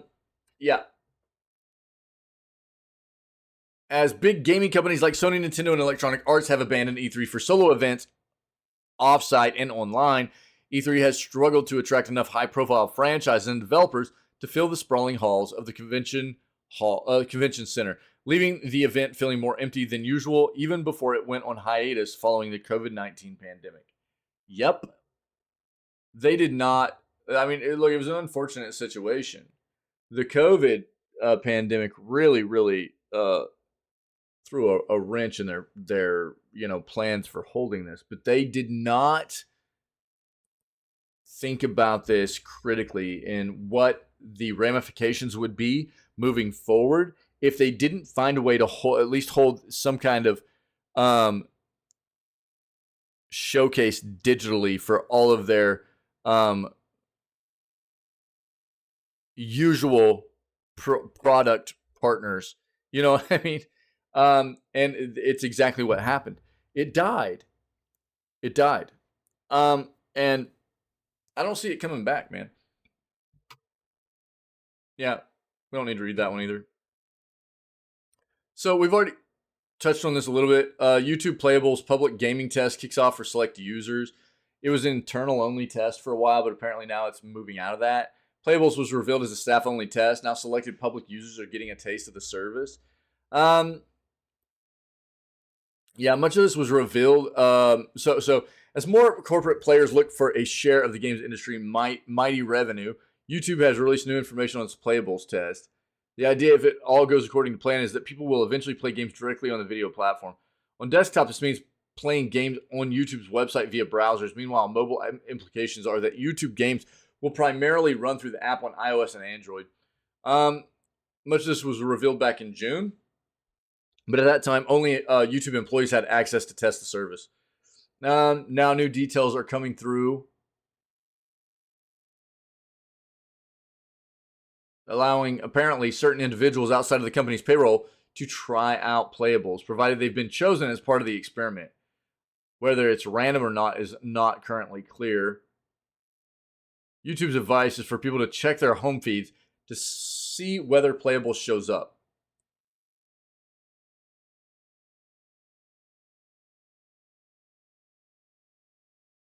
We're testing this with a limited number of users to start. You can view and control your Playables history and save game progress in YouTube history. Okay. Cool. Well, we will find out more, I'm sure, as this continues to progress and get fleshed out. It's not Starfield. It's your PC that's not good enough, dude. Starfield is available for everyone, and Bethesda's director and executive producer Todd Howard has been making the rounds, doing interview after interview to promote the game. The game, which is available both on Xbox Series X and S and PC. In an interview on launch day with Bloomberg, Howard was asked right away, "Why did you not optimize this game for PC?" We did, Howard said in response to the question. "It's running great. It is a next-gen PC game. We really do push the technology, so you may need to upgrade your PC for this game, but it's got a lot of great stuff going on in it, and the fans are responding awesome. It just works. I'm high-towered." If you aren't sure if your PC can handle Starfield, you check out the requirements below. So this is the recommended requirements, okay? Recommended requirements for this game is a Ryzen 5 3600X or an Intel i5 10600K. Recommended. These are not minimum. These are recommended. 16 gigs of RAM, a 6800 XT Radeon, or a 2080 RTX NVIDIA, and a solid state drive. Now, let's be fair. Todd Howard can get wrecked. The game is not fully optimized for PC. It needs some polishing.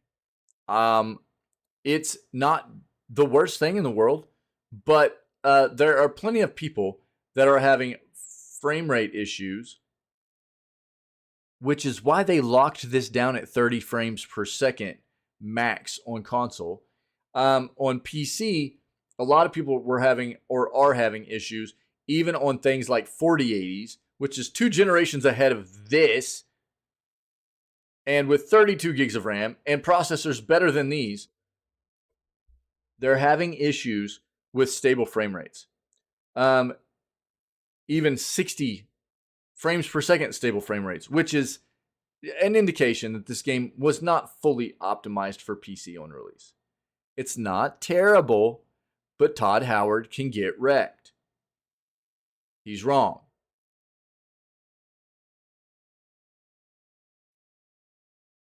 Baldur's Gate 3 overtakes Elden Ring as highest rated PS5 game. And it's only been on PS5 for a day. All right. Here we go. Baldur's Gate 3 is the highest rated title on PlayStation 5 in the history of the console, eclipsing Elden Ring by the slightest of margins and shunting Sony's own God of War Ragnarok out of the top 3.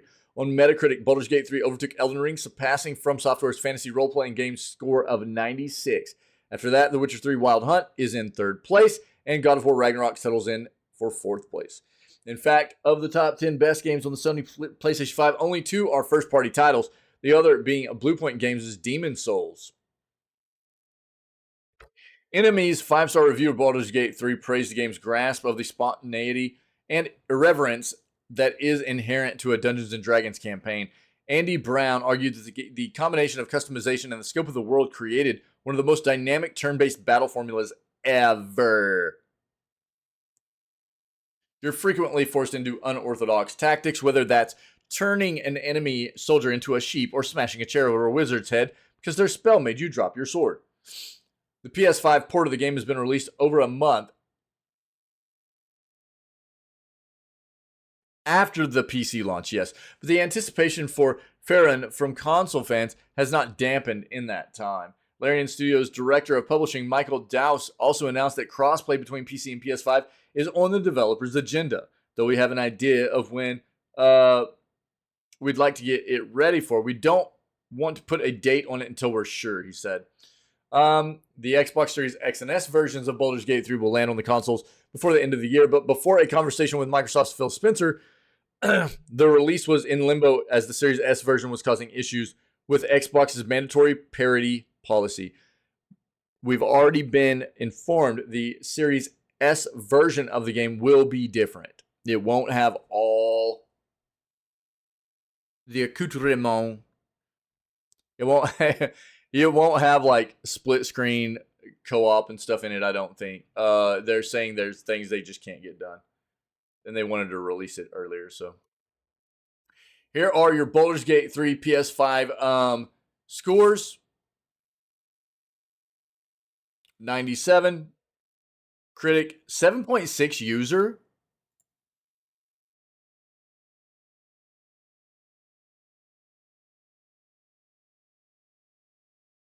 Wait, what? So on PC, Baldur's Gate 3 is a 96 with an 8.9. PS5 is a 97 with a 7.6 user. Interesting.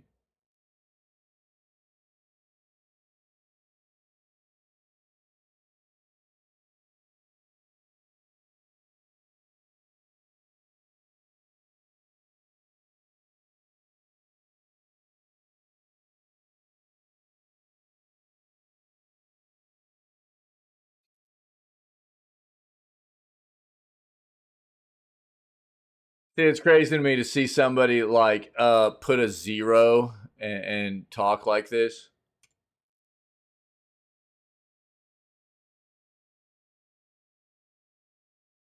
Party needs to rest use skills again. Boring time waster. PS5 version is worse. Probably fix it. Bro, it's like you've never played a CRPG game before or something. Like what? Absolutely a 0. Nothing good about the game at all. What a moron. I mean, I just don't believe it. Again, I'm not a big fan of like perfect scores either. I don't really believe in that.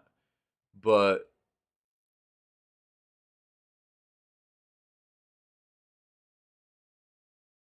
ooh, spicy. Yeah. Apparently, PS5 users are not nearly as thrilled as the PC side of this. Let's look at Starfield real quick.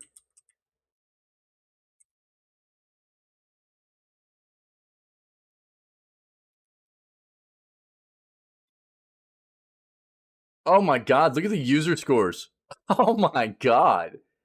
Starfield user scores are 5.4 on Xbox Series X. Or on PC. On PC. On PC. No Man's Sky is a much better game. Apparently there's a review bomb for which one?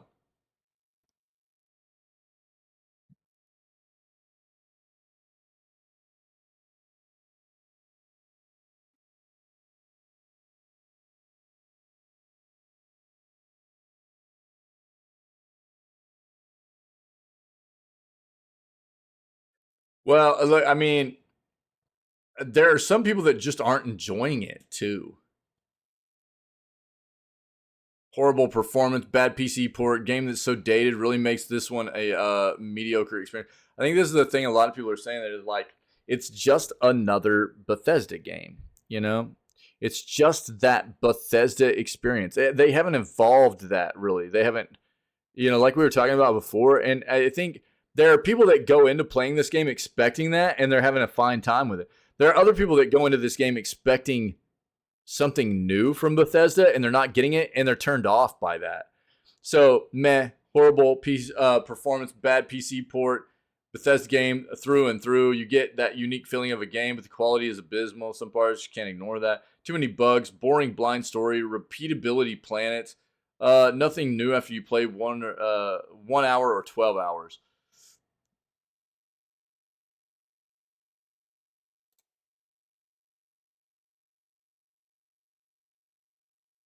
What would they be review bombing for? Just the fact that it's like an exclusive or something? No Man's Sky is a much better game. Starfield went through great lengths to copy No Man's Sky, but they fell short by far. Starfield doesn't even have a VR like No Man's Sky does. Runs bad, very bad. Need the best possible PC to run it with good graphics and good frames. Not like Skyrim or even Fallout 4. Wanted to like it so much, but just had to give up because it's so boring. I have played Bethesda games since Morrowind was released. Sadly, I feel like that company no longer exists. Can't recommend purchasing this. Yeah, there's probably some of that going on, but I mean, some of these reviews are talking about some of the other stuff that I was saying. You know, it's like there are some people that are just tired of the Bethesda formula. You know, I think there are people that are expecting Bethesda to evolve what they do. They've been good at what they've done for a long time, but it hasn't necessarily been a formula that has evolved very much, right? And I think people are expecting that out of them, and they're not really getting it. And I think that that's something that's being a turn off too. Yeah, I figure they're probably going to get a little bit of a review bomb out of like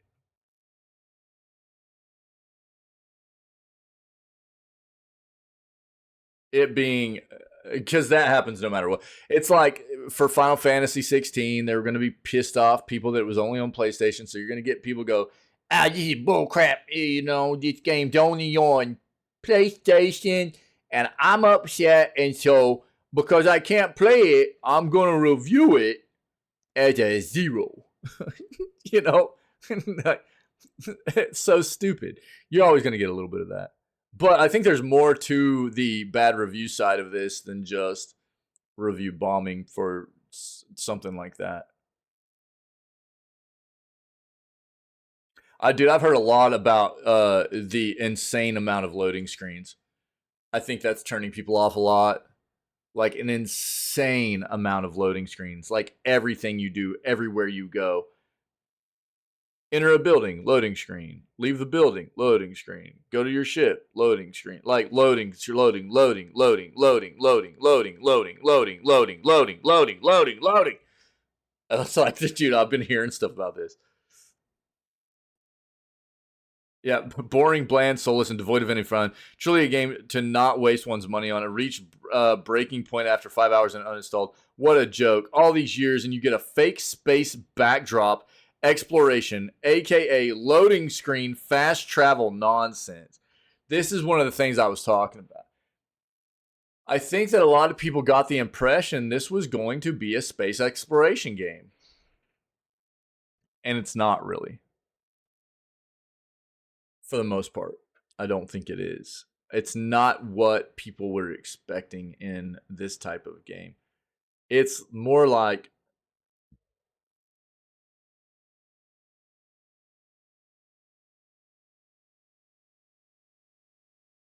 probably like a Fallout game. From what the impression I'm getting is like it's like a Fallout game in space where you can like create a ship. You know.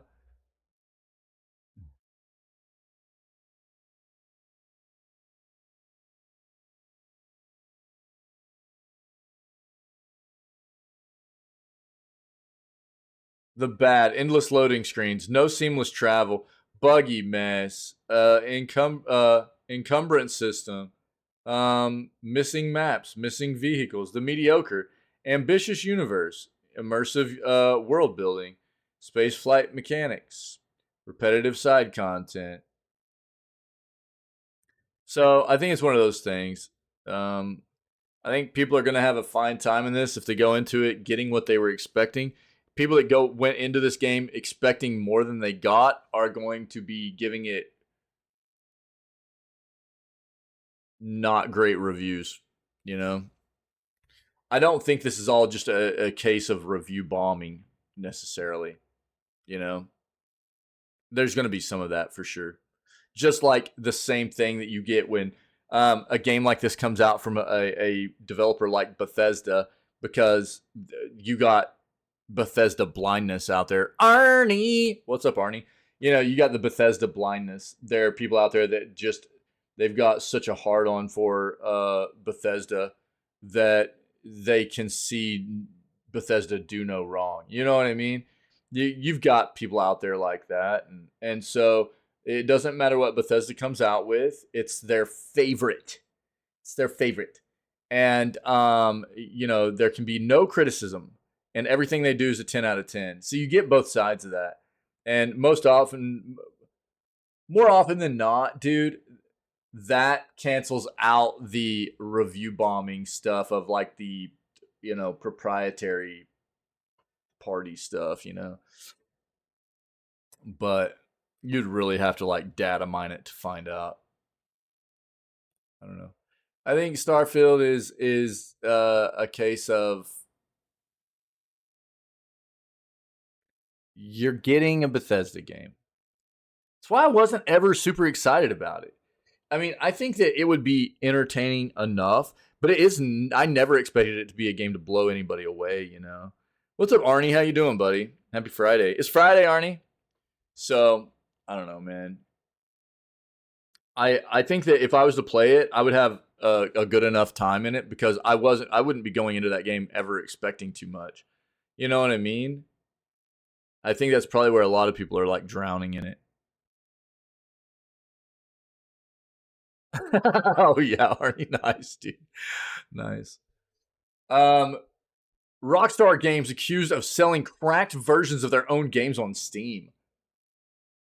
Interesting.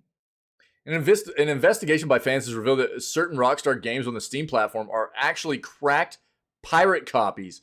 While most video game companies actively combat piracy, Rockstar Games has been called out for selling pirated versions of their own games on Steam. This controversy surrounding this issue surfaced when it was discovered that the Steam version of the racing game Midnight Club 2 was a pirated copy, not the original. Although the game has been delisted from Steam since 2018, it briefly became available for purchase in 2021. Twitter user Silent uncovered evidence of the game being a pirated version when he found a signature for Razor 1911, a software piracy group, in the game's files. Ultimately, Rockstar was charging customers for a game that had been illegally obtained.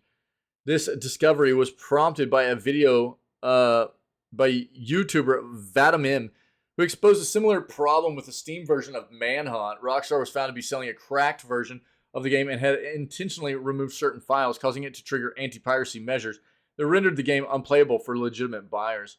It's noteworthy that this is not the first incident of a game company selling a cracked version of their own game.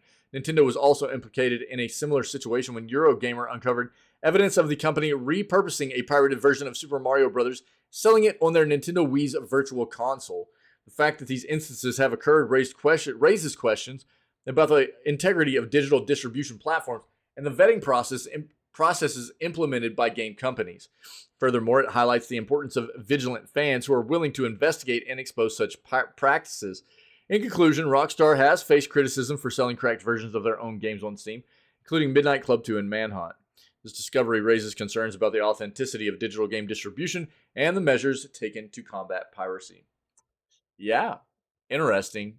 Yo, shout out to Alunico. Thanks, buddy. That's really wild, dude. Pretty nuts. Good old Rockstar, dude. We've been talking about Rockstar a lot here lately, and not anything good. Nothing good, man. This is the last article I have. I'm good, buddy. Yeah, I'm good, man. I'm a little bit tired this morning. I was sleeping like a rock last night. I was having a bunch of crazy dreams. I can't remember what they are now, but I woke up a few times last night and was just like, man, like it just felt like I had just gone to sleep, you know? But I would like wake up and I was just like, I was so tired. Woo, Excuse me. But I slept really well, but I'm just still tired this morning. I don't know why, dude. But I'm good, dude. I'm good. We're gonna finish up this news segment, and we're gonna go have some fun playing some closed beta testing with our buddy Tinwin on Endless Dungeon, man. Yeah. What's up with you?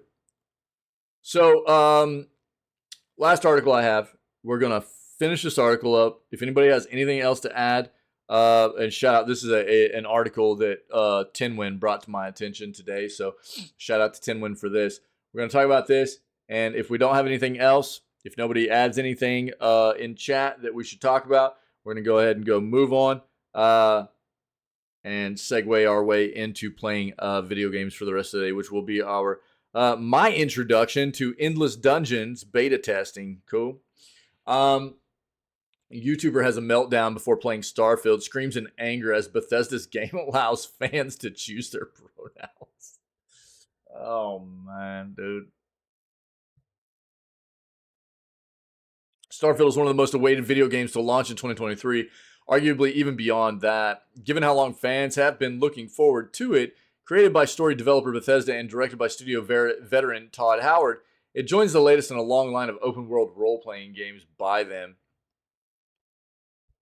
However, the game hasn't been without its controversies and criticisms, ranging from the usual bugs and glitches present at a game of this scale at launch to a mixed reaction to space exploration and more. One such controversy, though, seems to be related to gender pronouns, a complex, multifaceted discussion that is taking place outside of gaming and in society at large. Yes.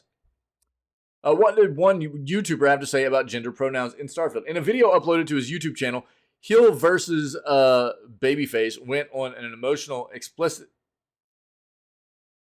expletive-filled rant, on gender pronouns in Starfield, and he got more and more distressed as he spoke. He said, I love nothing more than to be dragged out at every flippin' conceivable opportunity so that you can flippin' current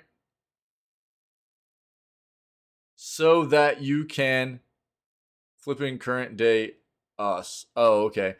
Sorry, you wanted to get immersed in our world? Guess what? Flippin' pronouns, flippin' gender ambiguity, flippin' current day Californian crap, because that's what we flippin' know because we are bored. We're so flippin' boring. Can't see past our own flippin' reflections. That's the level of our narcissism at the Bethesda Western Gaming Company. The same video, he accused Bethesda of robbing him and other players like him of their escapism and fantasy, saying, flip your immersion, flip you having a good time, flip your falling into a world and getting lost. No. Current flipping day, flip off. You're boring. You're flipping dull. You have nothing to say. You're a one hive mind twat waffle. Great word right there, by the way, twat waffle. That's all you flipping are, and you wonder why people are getting flippin' sick and tired? You take everything we love, all of our immersions, all of our fantasies, all of our escapism, and you just can't help shovel your dog crap, flippin' crap ideology into everything. Every single solitary flippin' thing. Hill versus Babyface in this fiery video has made his displeasure known. There are many who strongly disagree with him after his rant went viral. Agreed. Character creation in Starfield. Starfield features detailed character customization at the start of the game. Among them, the aforementioned gender pronouns, but they are far from the only thing you can choose in the game. The game's character creation is divided into 5 categories: biometric ID, body, face, background, and traits. Biometric ID is like a base outline from which players can create their characters in the game. Has over 40 options to choose from. This can be changed later in the game by visiting a genetics facility as well. Body, as the name suggests, allows for body creation and types, including how your character walks. Face tab is closely related and allows players to customize faces, and it features the most options of the 5 categories. As for background, this is a very detailed backstory option for the player's character. It comes with several options to choose from, all of which give the character some personality and depth. Lastly, traits allow the players to choose up to 3 of them, such as introvert, empathy, empath, and many more. Yeah, look, man, I've said this all along.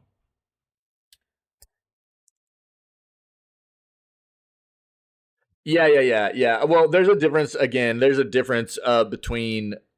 There's some performance issues, too, on the PC side of things. It's not fully optimized.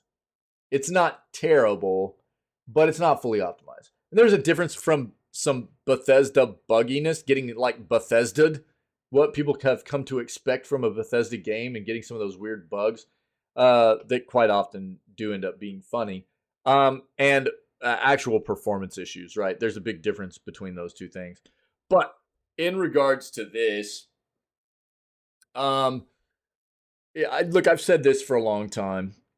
Immersion in games, quite often, especially role-playing games, is about being able to put yourself into the shoes of whoever you want that character to be. Whether you want that character to be somebody very much like yourself or playing a character, whoever you want that character to be, right? So giving the game player as many options as possible is the best thing a developer can do. And that's all Bethesda's done here. Now, I think there's a big difference. We've talked about this a lot. There's a big difference in like companies trying to play the political card and play more to the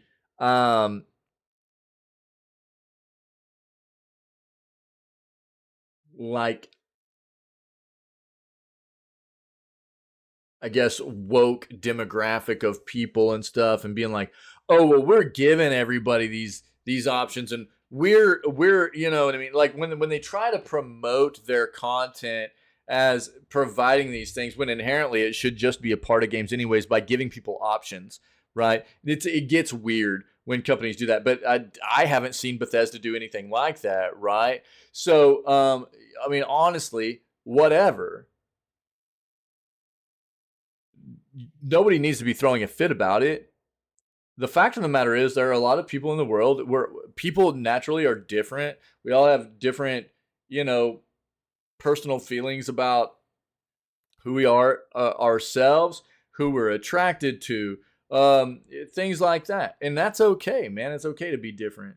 And giving people the option to experience a game, whether you're trying to put your own kind of individuality, who you are in our real life, into a game, or just play some rank. Because look, dude, I'll do that. Sometimes I make a character that is loosely or closely based off of who I am in real life. Or sometimes, dude, I will just make some rando character. You know what I mean? And giving people the option to do whatever they want to do, and to the greatest extent possible, give as many options as possible for creating characters, is just something that developers should be doing, right? Letting people role play. Let people role play, man. You know what I mean? Why not?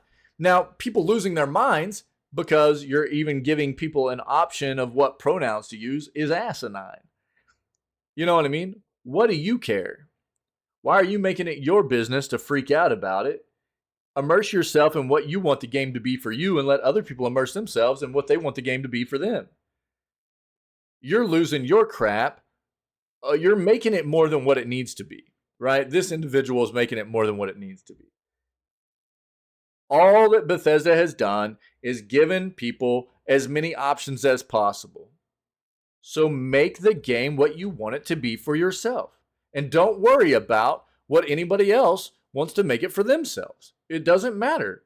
Let it be the best thing that it can be for you, and let it be the best thing that it can be for other people. But instead, people want to throw a fit, turn into a Karen about stuff like this. It's weird, man. You know what I mean? Let people live their best life. This is what video games are for us. It's an escape, right? So let people escape into their best video game life, man. You know? I agree, True. I agree. Yeah. What's up, True? Happy Friday. Hey, True. Hey, yo, I got something for you.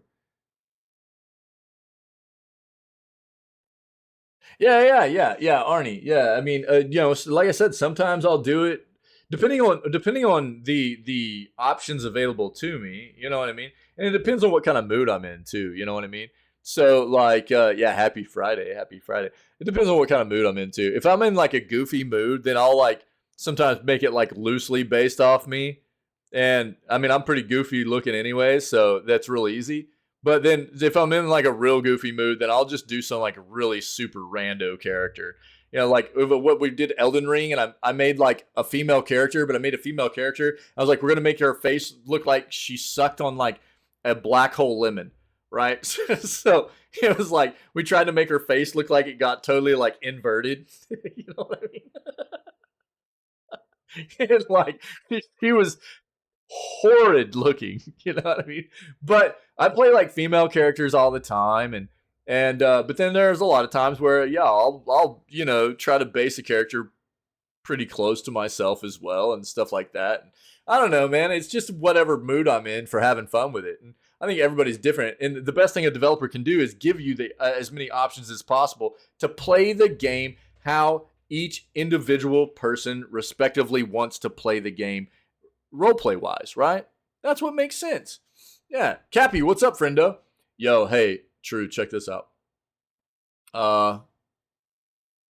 Bring it up real quick and show you.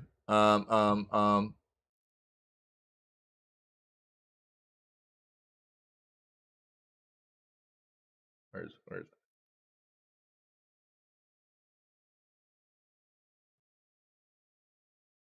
there's this one. Where's the other one? I think it's the other one. Yeah, this one. They've already announced for Payday 3 there's 2 female characters being added to the roster on release. I don't know if that matters to you or not, but yeah.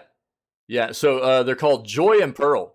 Joy and Pearl. I'll link this for you. We already kind of hit it but I knew that you were entertaining the idea of playing Payday 3 with me on release, and I thought that you might enjoy the fact there's a couple of female characters that are going to be options on release. So and for anybody else that might be interested, I think Pearl's actually like a hacker and stuff. Yeah. Pearl is no. Pearl's bringing new flair. Joy is a hacker.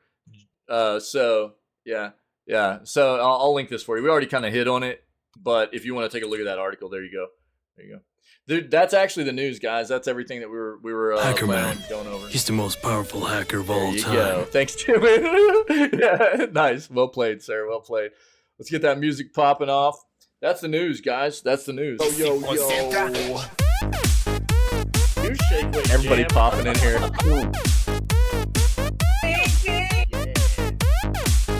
Booty, baby. Are pretty funny, Gabs.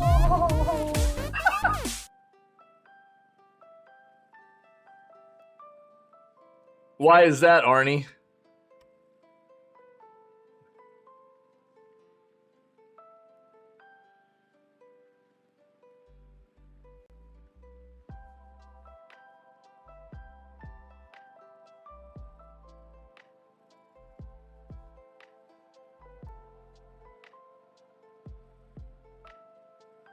Hey, look, we don't discriminate here, so I would be fine with. I'm guessing you're referencing like maybe trans characters or something. You know, hey, everybody needs to be represented, man. As far as I'm concerned, so let's just keep that in mind. I mean, look, I think it's hard. You know, this place. You know, let me before I segue out of this because of that comment right there. Let's address this real quick. So, I think that what we all have to understand is like where empathy comes from, right? Where empathy comes from is trying to put yourself into other people's shoes. And while I myself don't, you know, I've never felt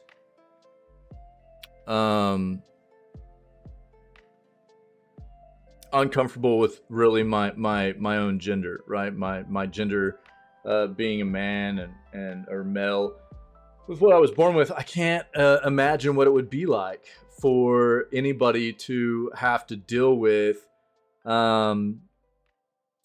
being born into and grow up into an identity gender-wise that you don't identify with. You know, it's got to be a pretty catastrophic thing to your psyche and your overall mental health, and how to deal with that has got to be a pretty terrible thing. You know what I mean? Yeah,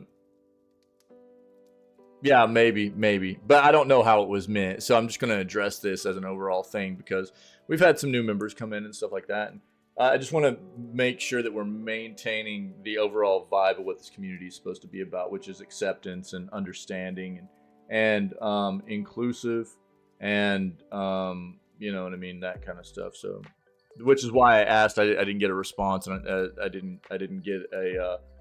I asked what was meant there. I didn't get a response right away, so I just wanted to go ahead and address this.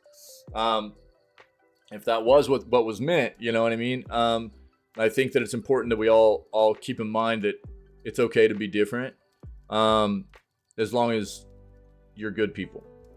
Being good people, you know what I mean, is what really everything should come down to. Not your skin color, not your gender identity, not your sexual preference, nothing like that, right? It's really about, are you a good person? Do you have a pretty solid moral and ethical compass, you know, that helps you to, you know, strive to be a better person day in and day out? You know, I think that's what it's all about. And that's why this place has always been something that I wanted to cultivate that kind of culture around. I could care less what you look like, who you're attracted to, what you identify as or whatever, as long as you come in here and you're helping to cultivate a solid place for all of us to have a good time in, and you're a caring individual, you've got good morals and ethics, and you're trying to always further yourself to be a better person day in and day out. There's too much toxicity in the world, there's too much strife in the world, there's too much discrimination and biases, you know, from people, just because people are different. And don't get me wrong, there are things that are not acceptable, like people trying to groom other people into believing or practicing things that are harmful, things of that nature. You know, those are not things that are like views and beliefs that are acceptable or we're going to condone here. But we are accepting of people of all walks of life, and I think that that's important. I think that that's something that is lost in our society. I think it sucks that there are so many people out there that struggle on a daily basis to feel accepted just because for one reason or another. It's not good. It sucks. And, you know, we all need each other. Everybody needs somebody, dude, sometimes. In some form or fashion, we can always use somebody to be there for us, and which is why I've always wanted this place to be what it is, you know what I mean? And so I don't care, and I don't think anybody in this community should care either, because what it is supposed to be about is loving one another, no matter. All that really matters is if you're a good person, right? So I just want to make sure that whenever certain comments come up and things like that aren't, you know, very clear about what's being suggested, and if it could come off as something that could potentially be askew to what I'm trying, and most of us are trying to cultivate in this community, that I'd be very clear about, you know, the way we handle ourselves here and what is okay and what is not okay. You know what I mean? So just want to make sure that's very clear. That's the news. On that note, done with the news. Ferret, what's up? True, Cappy, everybody. It's really good to see everybody. Happy Flippin' Friday, guys. We're going to move on and we're going to play some games with our buddy Tinwin. We're going to play Endless Dungeon.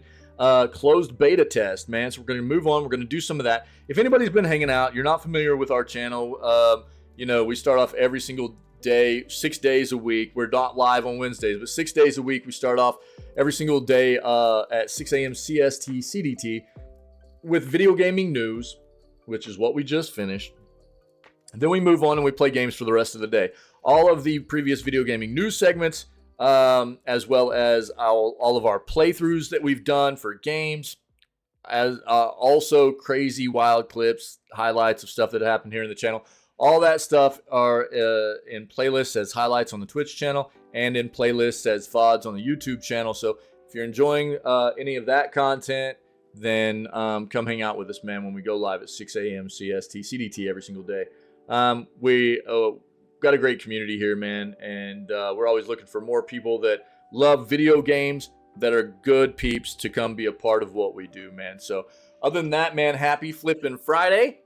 Everybody stay healthy, stay safe, be kind. We're going to go play some games. We'll do our I'll see everybody for our next video gaming news segment tomorrow on September 9th. All right.